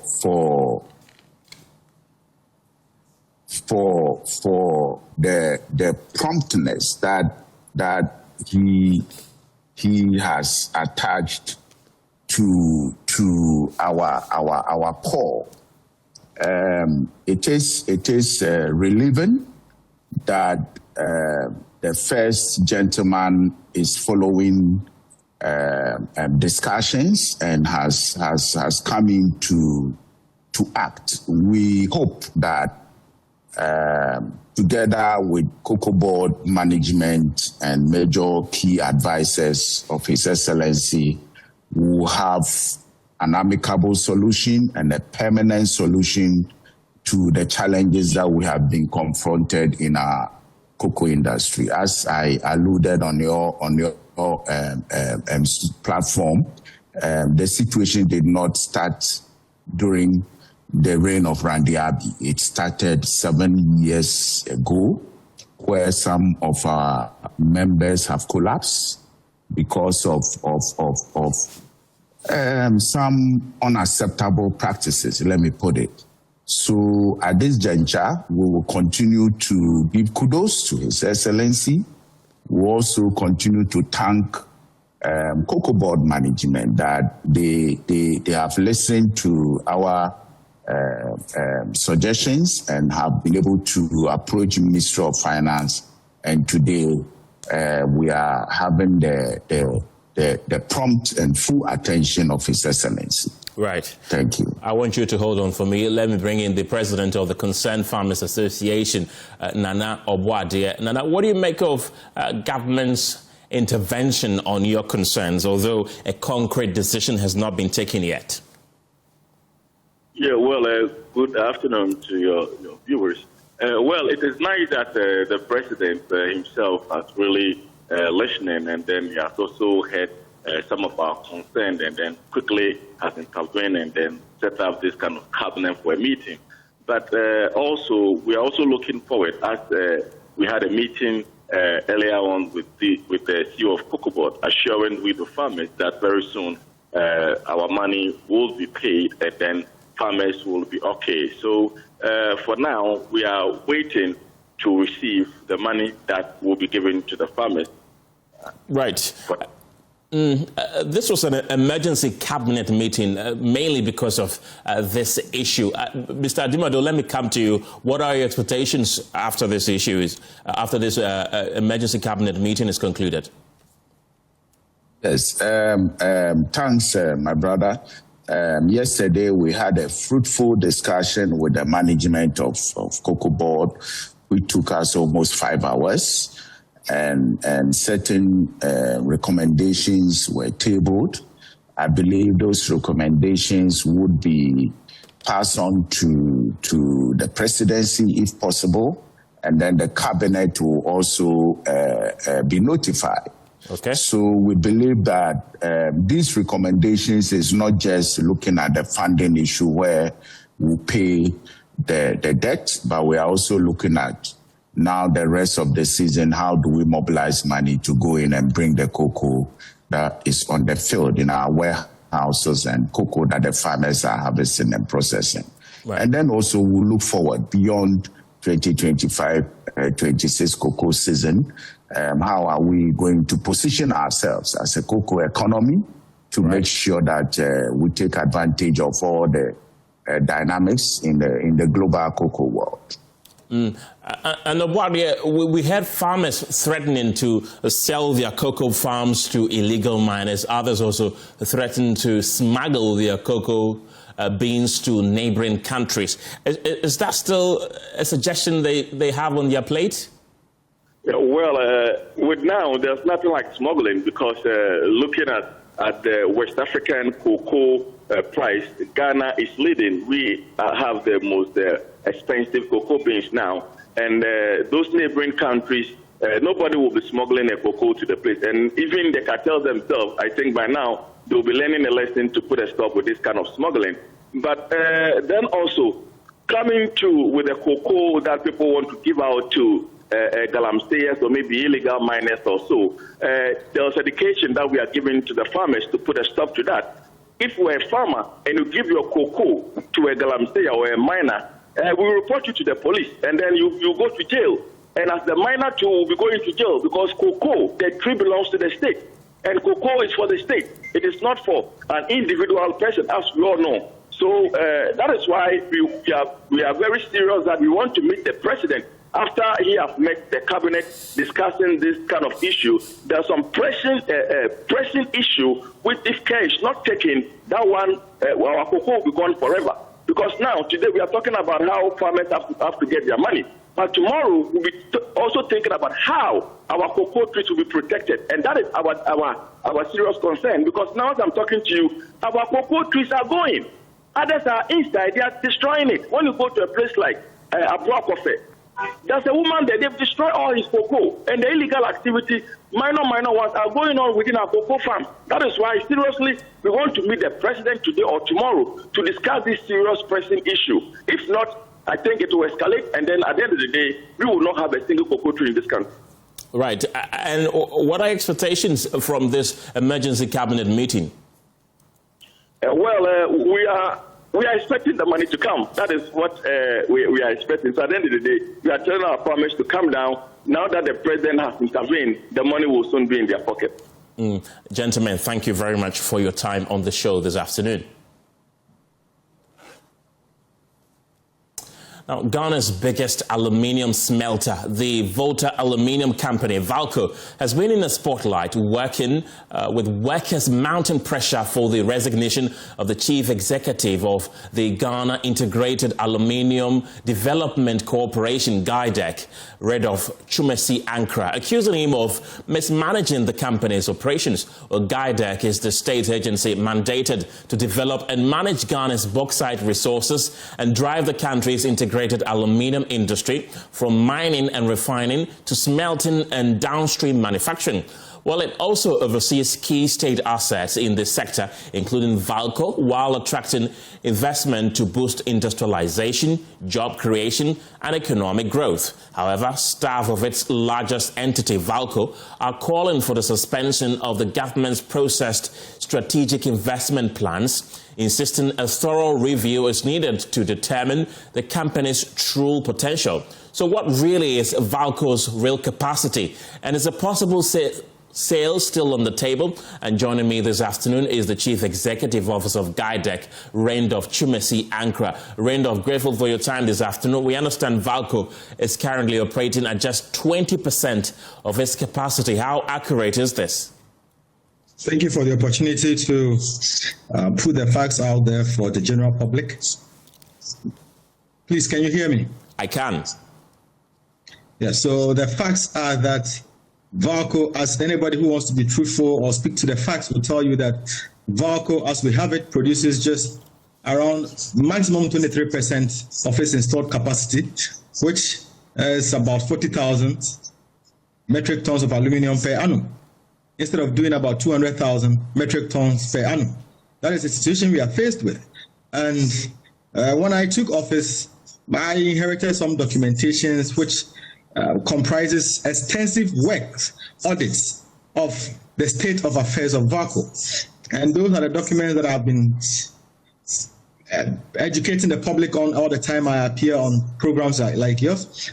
And in 2022, that is a KPMG audit report. It came out with the findings and then did evaluation and assessment of VALCO, put out there the figures. And as at the time, the debt stock of VALCO, that was about 3 years ago, was a little over, let's say a little under $400 million. Okay. That was 3 years ago. So fast forward 3 years, the debt stock has piled up and we are doing 400 or a little over $400 million, whilst our assets has depreciated from the $113 million that KPMG stated to now $97 and $51 million. So clearly, VALCO is not at a very good place. It is seeing a sharp decline, and if steps are not taken, we may end up losing it completely. And the records are there for anybody who wants to be fair to the facts, to know that the plant has suffered repeated and recurrent shutdowns, whether partial or entirely. And that is testament to the fact that it is not at a good place, and the expectation will be that the workers would be happy to have the place revived and then modernized with modern technology and operate at the optimal capacity so that they will be well positioned to be able to negotiate better conditions of service, be able to increase their staff strength, and be able to contribute meaningfully to the economy of the country. So that is what is being done. Right. I'm glad you brought in the workers because they're calling for your resignation, claiming that you lack the capacity to lead GIDEC.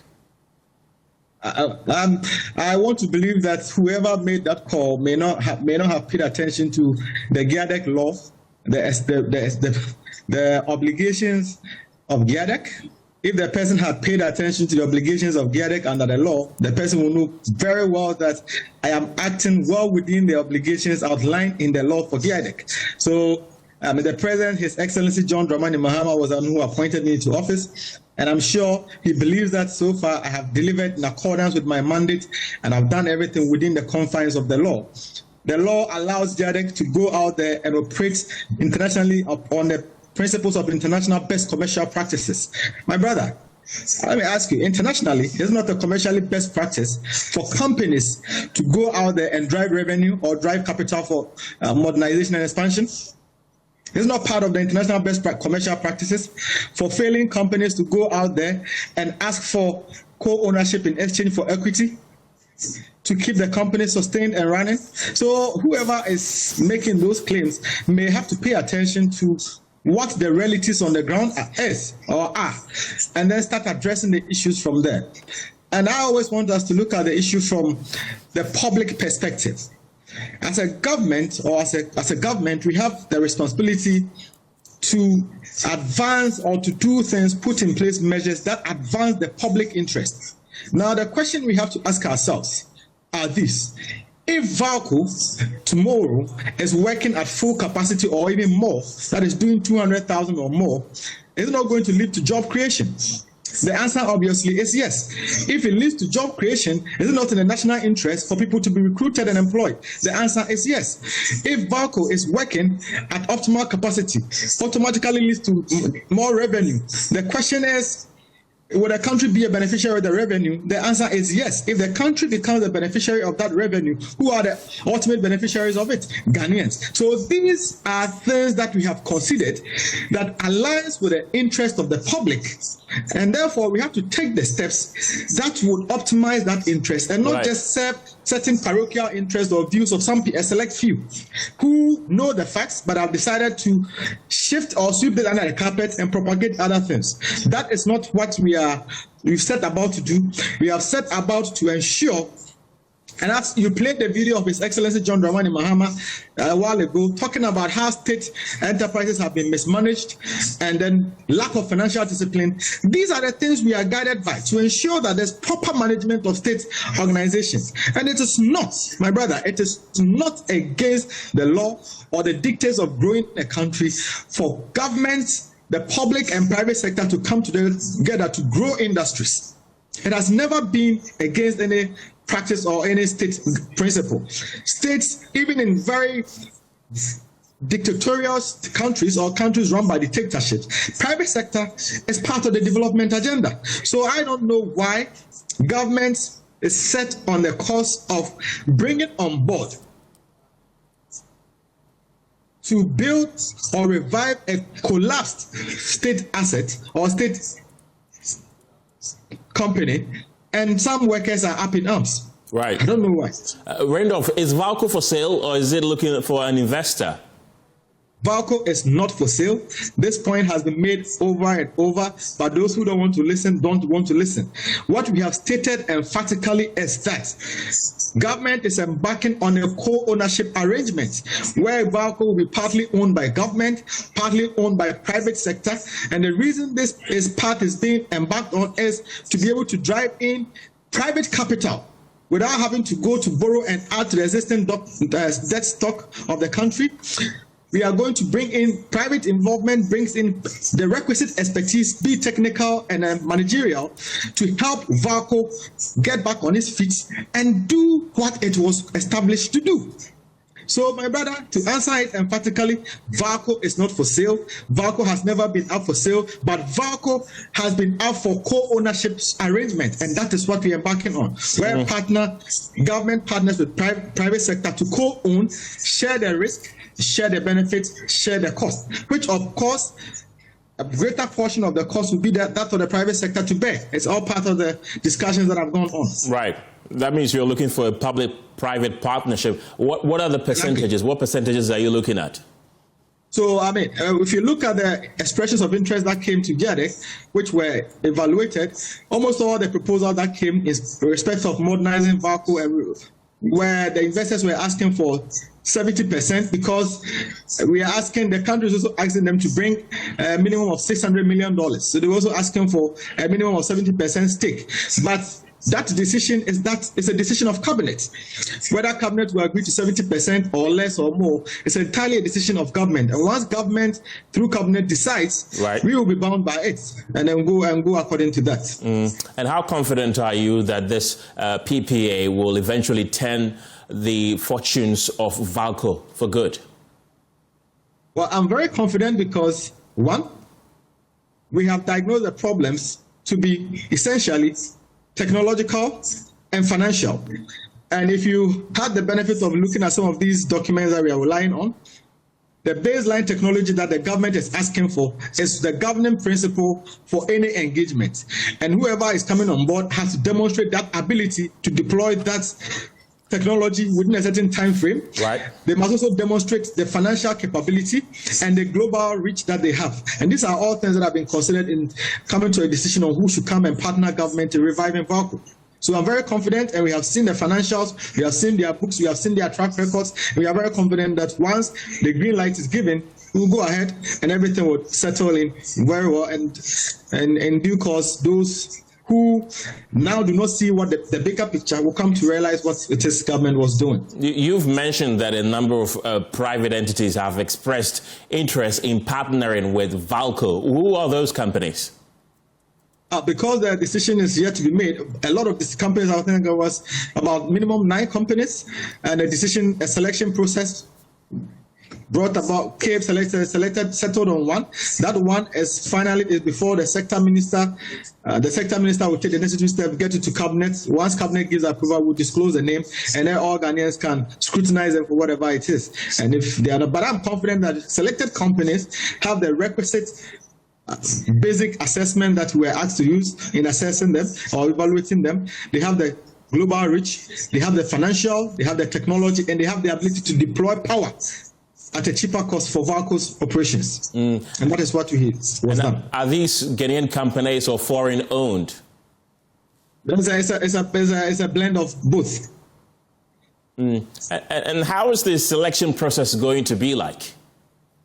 But the selection process has already been done. The minister inaugurated a 12-member interministerial committee. It was constituted. The committee went through, evaluated the proposals or expressions of interest that were sent in by companies.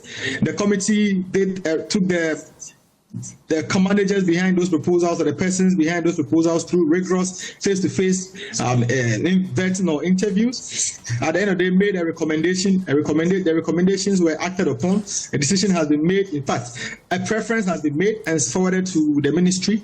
The ministry has also, I believe, consulted and then given its preference or given its position on it to further it to cabinet level for approval. So that's where we are now. Is engineers and planners part of the 9 companies that have showed interest? Engineers and planners has no expertise in aluminium, VALCO, and they never sent any expression of interest. I don't know why people are so interested in linking Mr. Ibrahim Mahama to VALCO's reviving. I can tell you on authority, he does not even understand. Maybe he does not even want to understand how VALCO operates. That is none of his business. He is not focused on what VALCO does or what happens in VALCO. He's focused. We all know what his expertise are in. His expertise is in mining, extraction of minerals. So if anything at all, people should be linking him to the bauxite. I don't know why people are interested in linking him to VALCO, which is the mid-end or almost the end stream of the process. Right. I'm glad you acknowledge that, because that's the word on the street. And having you, I needed to ask you that, and you've cleared the air. What will be your message to the VALCO workers who are calling for your head? Well, I just want to let them know that there's no need for any agitation, because the processes that are being embarked on is for the benefit of themselves and the Ghanaian people as a whole. They all understand and appreciate that VALCO is not in a good state. In medical terms, I'm sure we'll describe it as being on life support. And I thought the effort that have been taken is to take it off life support and gradually put it back on its feet so that it can run on its own and be independent. And that is what we are doing. The goal is not to lay off workers, to sack anybody, but the goal is to increase the staff strength, increase production, generate more revenue, create more indirect jobs, so that our people, our brothers and sisters, our parents, our uncles who are in the house looking for jobs, will at least have an opportunity to be employed or have something doing in and around VACO once it is fully functional. And that is what we are doing. So they should be rest assured there are not going to be any job losses, and they should disregard any misinformation and listen to or read and stand by what GIADEC put out there, because GIADEC is the body established by law to oversee this project. And that is exactly what we're doing, and we have their interest at heart. So that's all I want to tell the workers. Right. Randolph Chumasi Ankra, thank you very much. He's the CEO of GIADEC. You're still watching The Pulse. Return shortly with more stories. Don't go anywhere. Hello again. For years, migration has been a survival strategy for families in Ghana's Savannah region. When the rains fall or fail and farmlands dry up, young people often leave home, traveling south in search of work to support their livelihoods. For many, the journey is seasonal. They leave to earn income and return when conditions improve. But after prolonged dry spells linked to climate change, some feared those departures will become permanent. Now, some of these young migrants are coming back home. Targeted interventions aimed at easing the impact of the dry spell are restoring hope, rebuilding livelihoods, and giving families reasons to stay. There's more in today's Climate Evidence.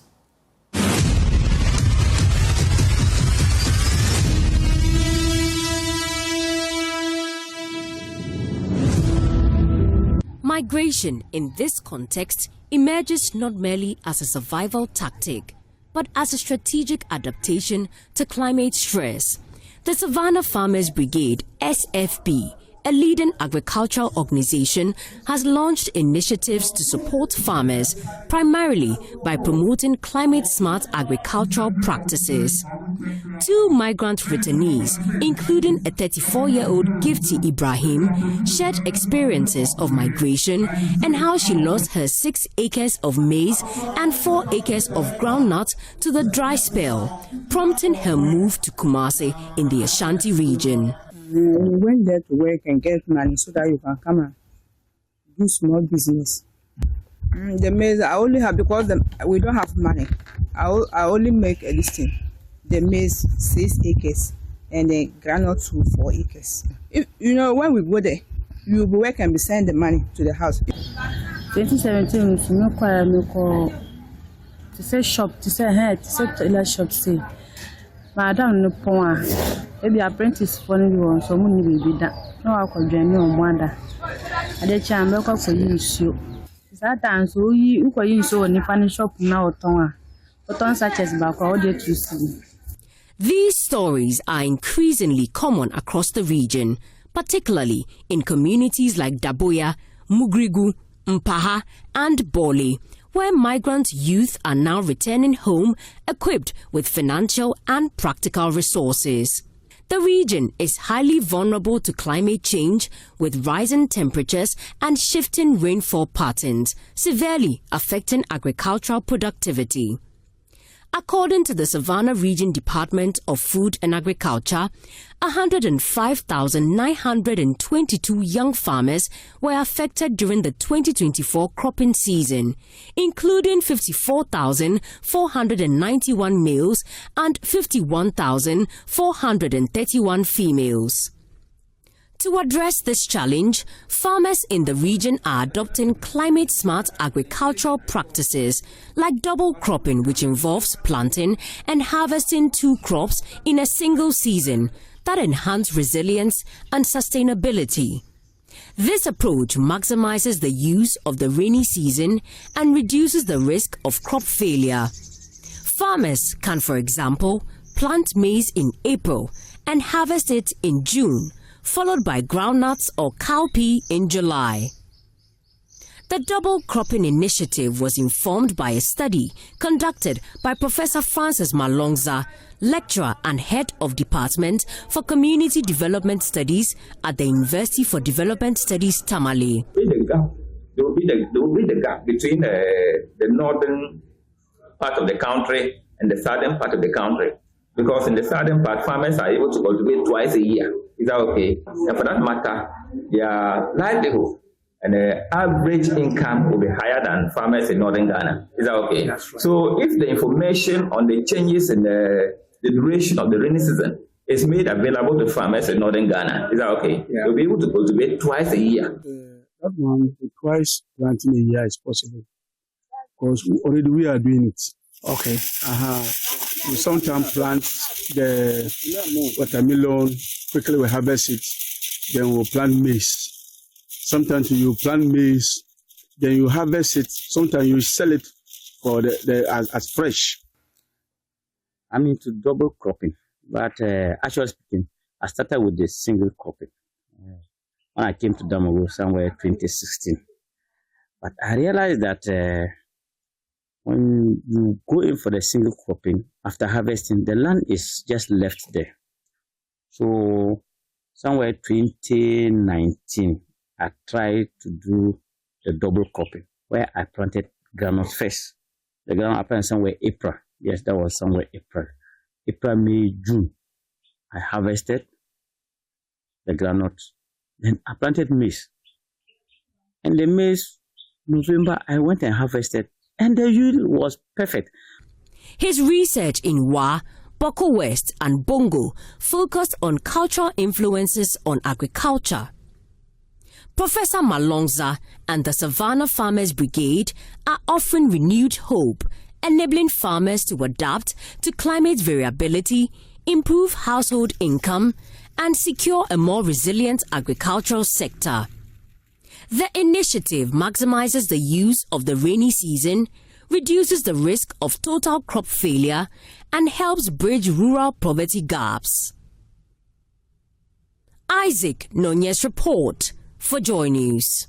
This story is brought to you by Joy News in partnership with CDKN Ghana, University of Ghana Center for Climate Change and Sustainability Studies, with funding from Claire R4I Opportunities Fund.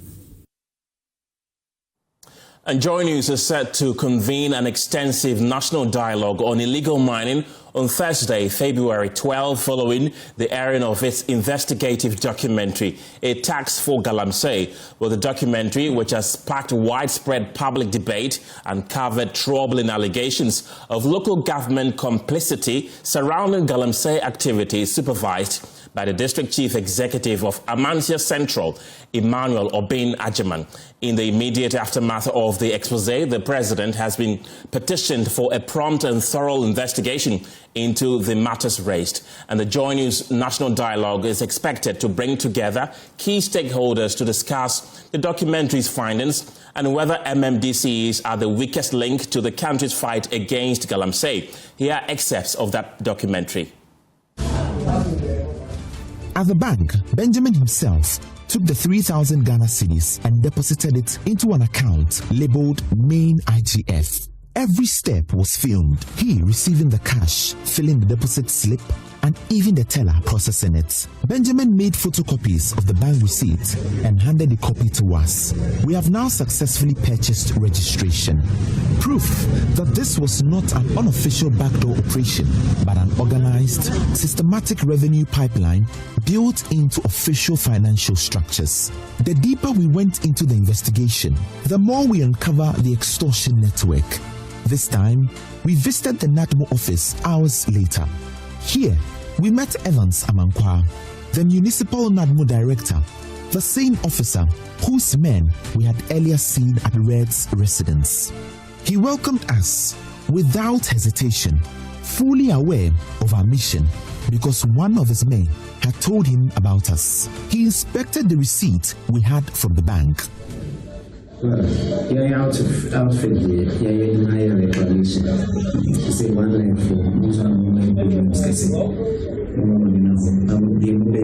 free pet for machine the area one for long cataso and a cata someone son operations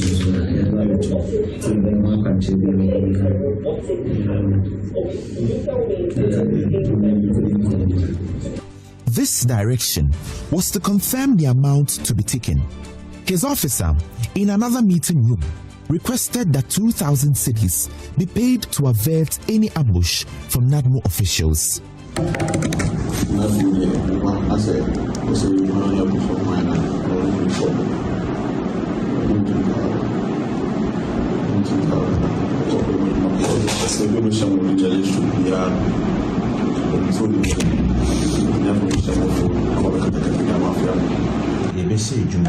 Next week. Next week Monday nearby Nanka. I've been director so you've been Yabani ye. Say name on budget 1,000 Nanka or the 1,000 Nanka in Nanka Association.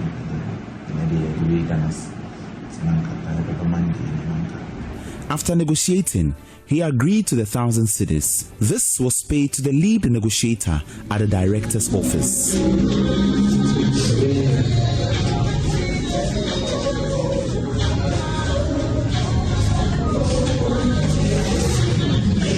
A sticker available to us is dated 18 August 2025 and marked number 097, which belongs to one of the miners.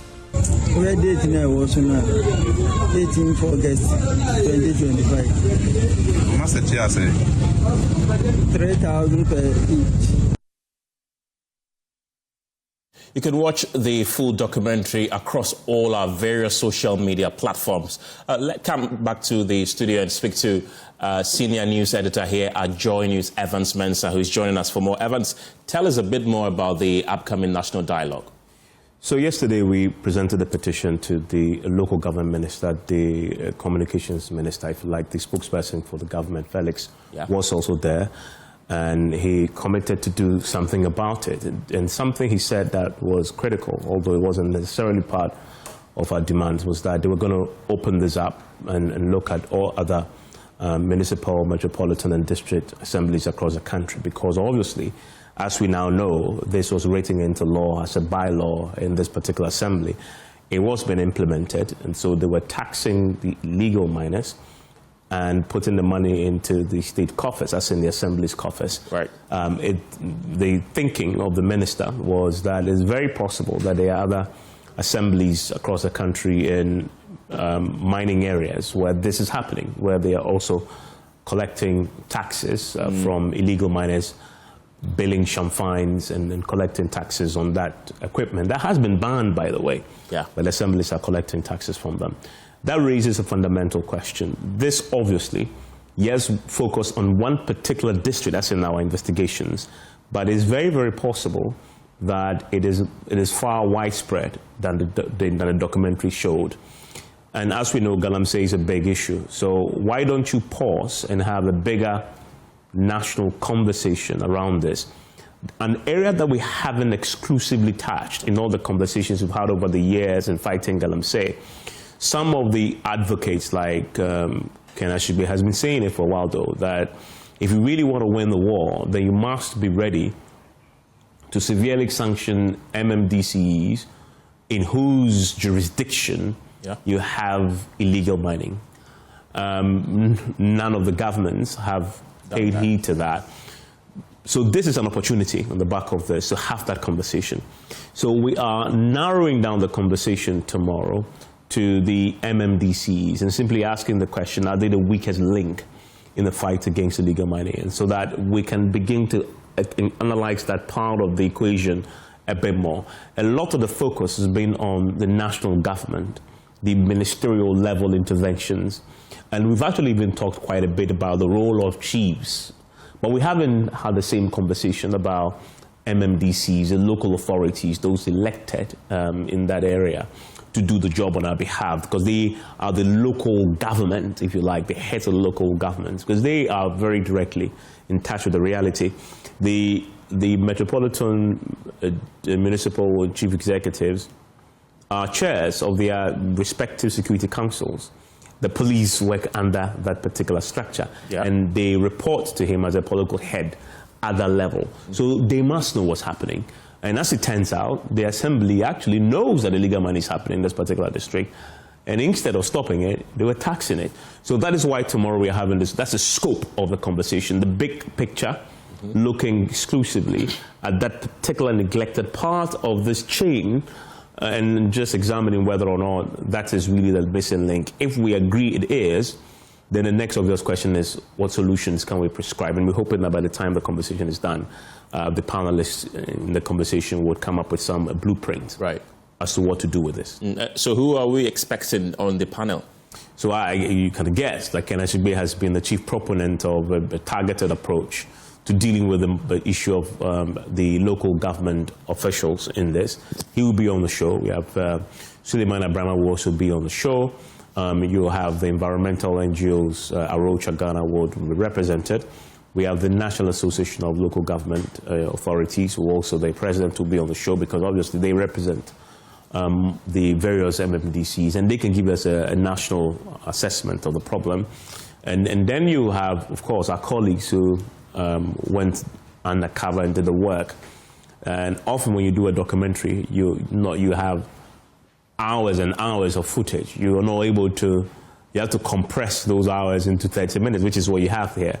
There's so much they've seen and heard and verified that they can't put all in a 30 minutes documentary. So they'll join us to expand on the realities as they confronted it. We'll also obviously be speaking to Parliament because they are very important in this whole scheme. You have a local government committee in Parliament, for example, that should be interested in what is happening. You will also want to speak to a former DCE just to get a sense of the challenges that they themselves have to contend with in dealing with illegal mining, so that we can have that perspective also brought to bear. So it's going to be a very comprehensive all-round discussion tomorrow. You surely do not want to miss it. Evans Mensah, thank you very much. He's the senior news editor here at Joy News. And finally, the rainy season is here. Just last night, Accra and many parts of the country experienced heavy downpours, and many homes and offices face a familiar problem: leaking roofs, dripping windows, and damp, porous walls. You may have tried different products that promised protection, only for them to peel, crack, or fail when the heavy rains set in. But what if this year could be different? What if there was a solution designed to seal out water, stop leaks, and protect your property for the long term?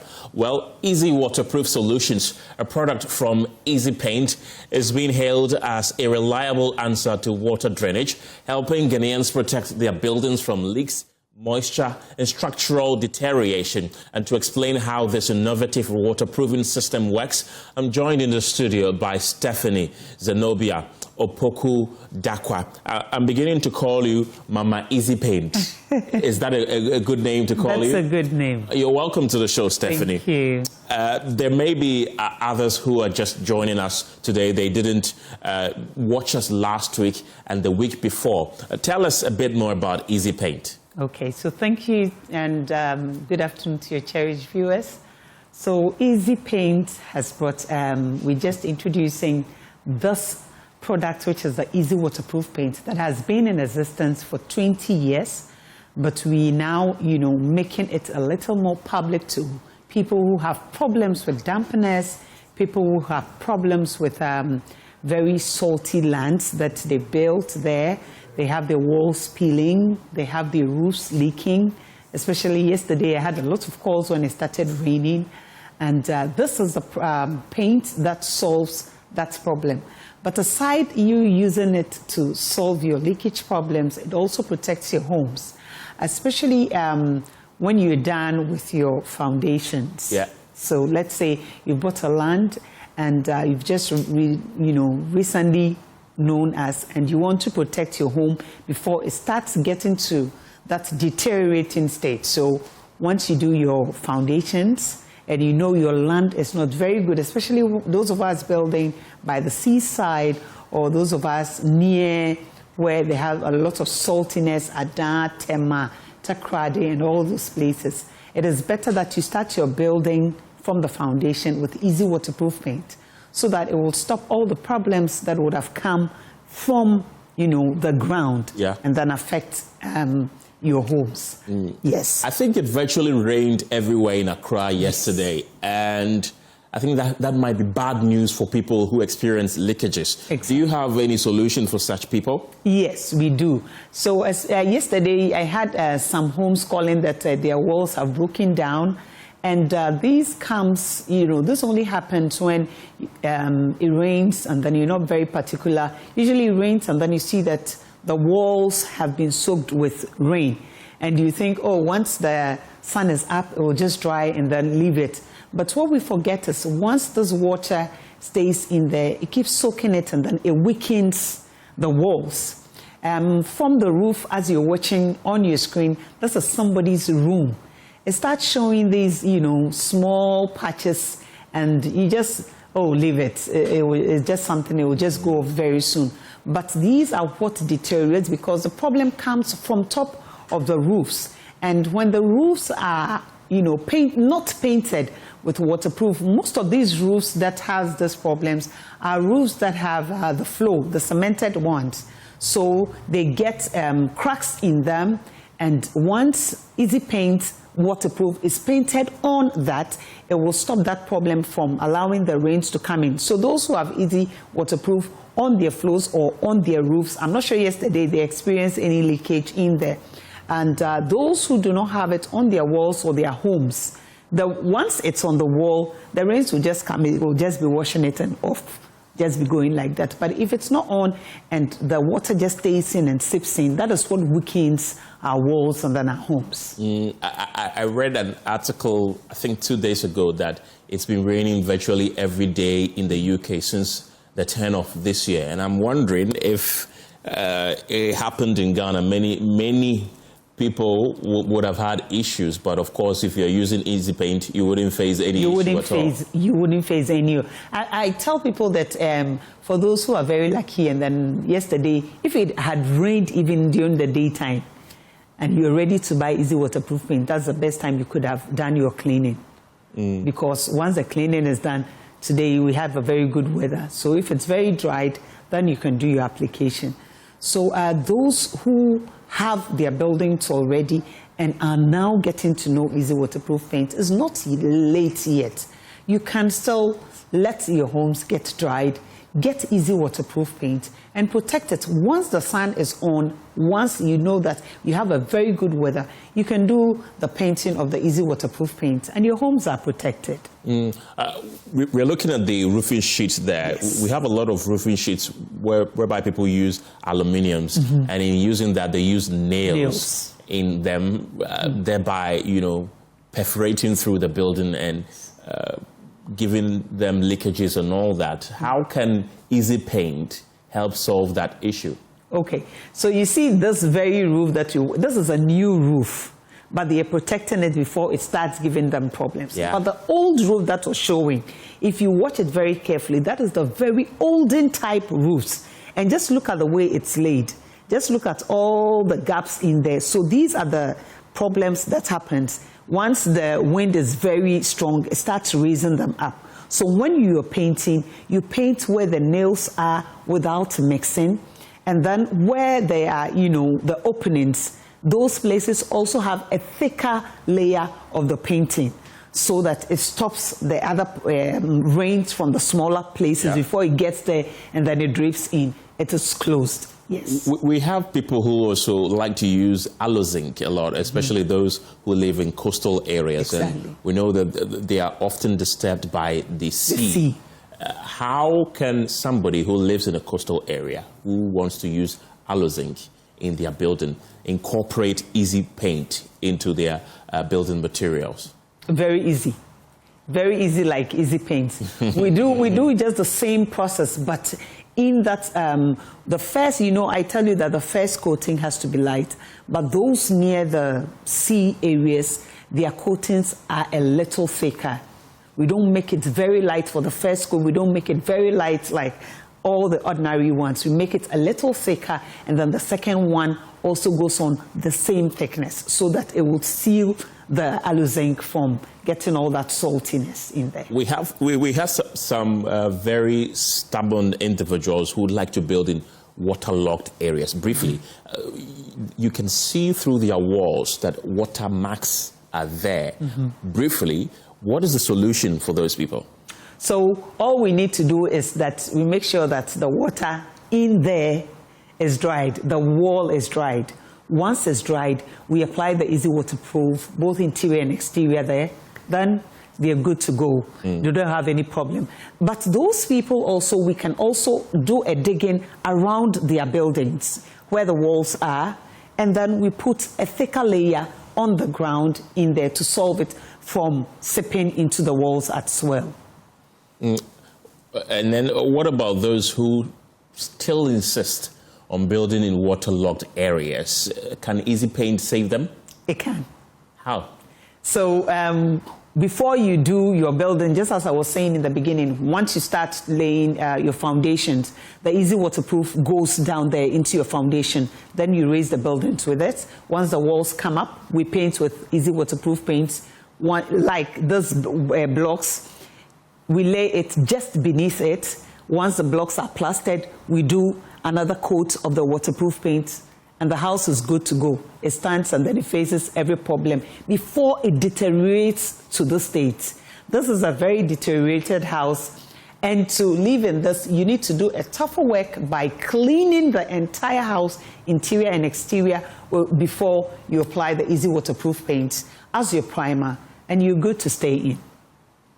Right. What about if the building is almost done and plastering and everything is done? How does Easy Paint save the building? Will they have to peel off the plastering and paint it with Easy Paint? Not at all. So once the plastering is done and it's new, it's a new plastered area, very fresh, very dry, we're good to do the plastering. That is the perfect time that we can do it. You can do the plastering and just leave it for any time you feel like you're ready to continue the building.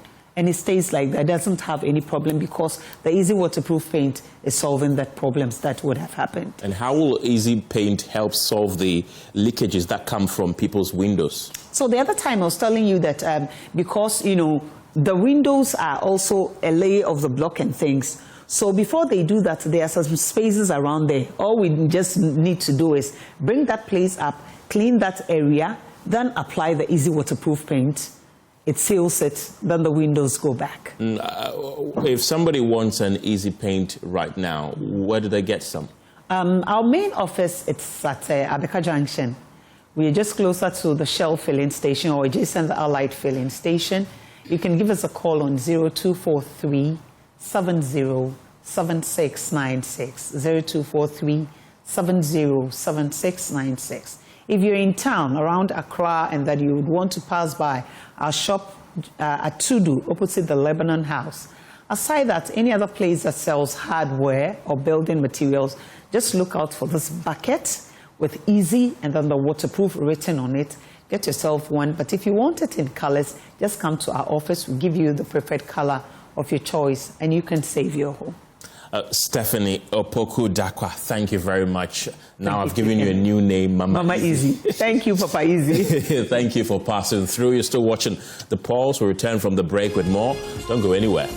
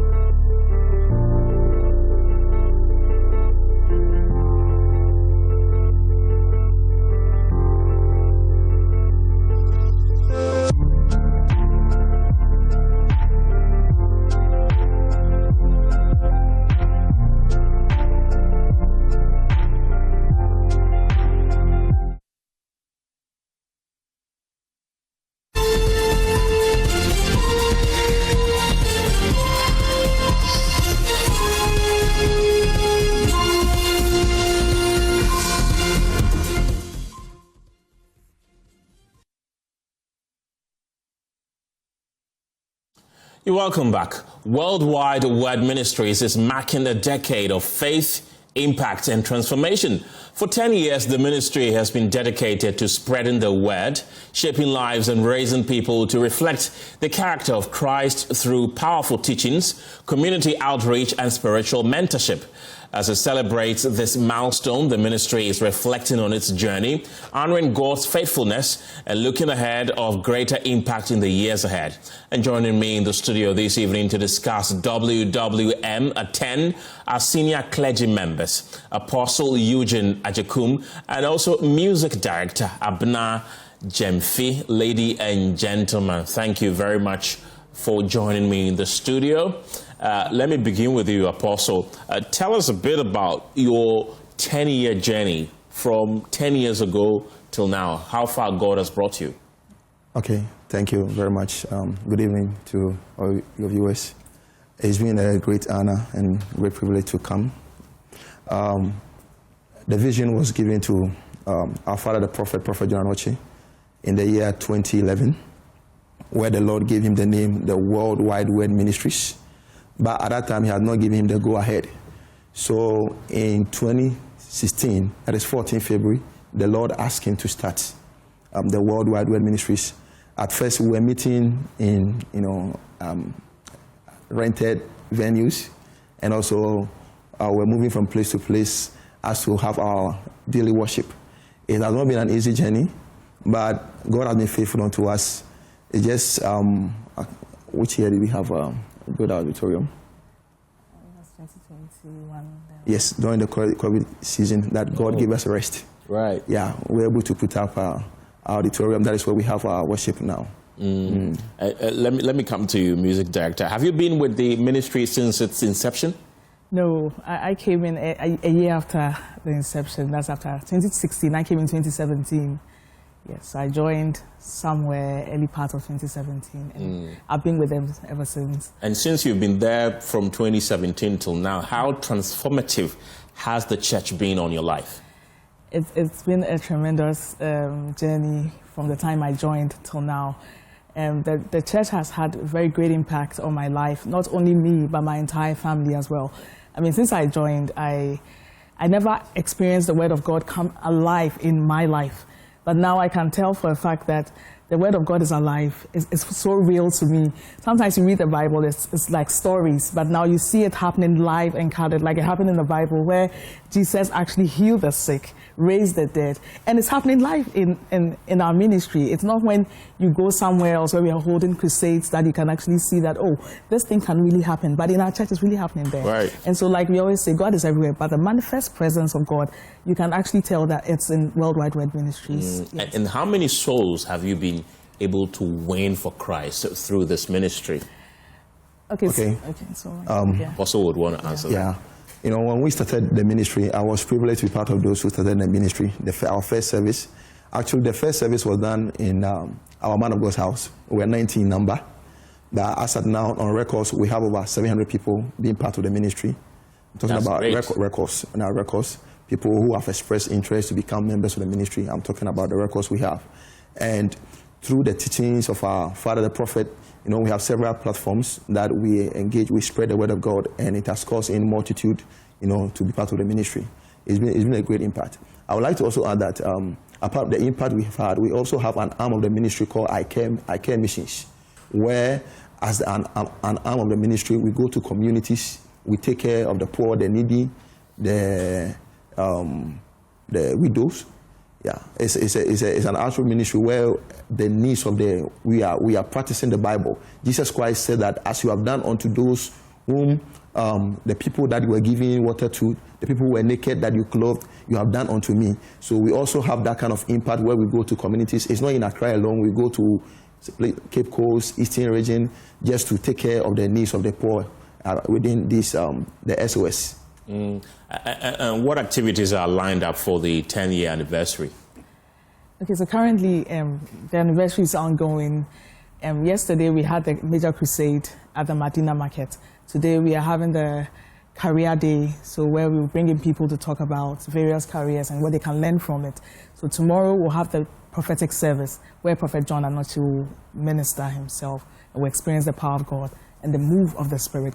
And then on Friday, we'll have the worship and variety night, where we'll celebrate by having fun through music, choreography, spoken word, and all that comes with it.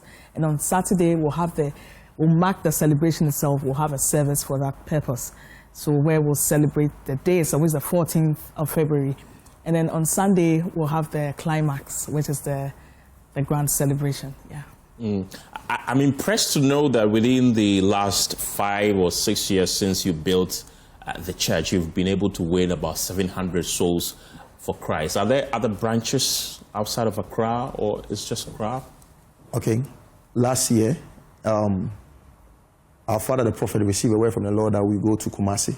So we had a program, and then the people that we won, we have started a center. For us, we call that center. Right. So for now, in our 10 years, we have one center, which we have started. We started last year in December. Yeah.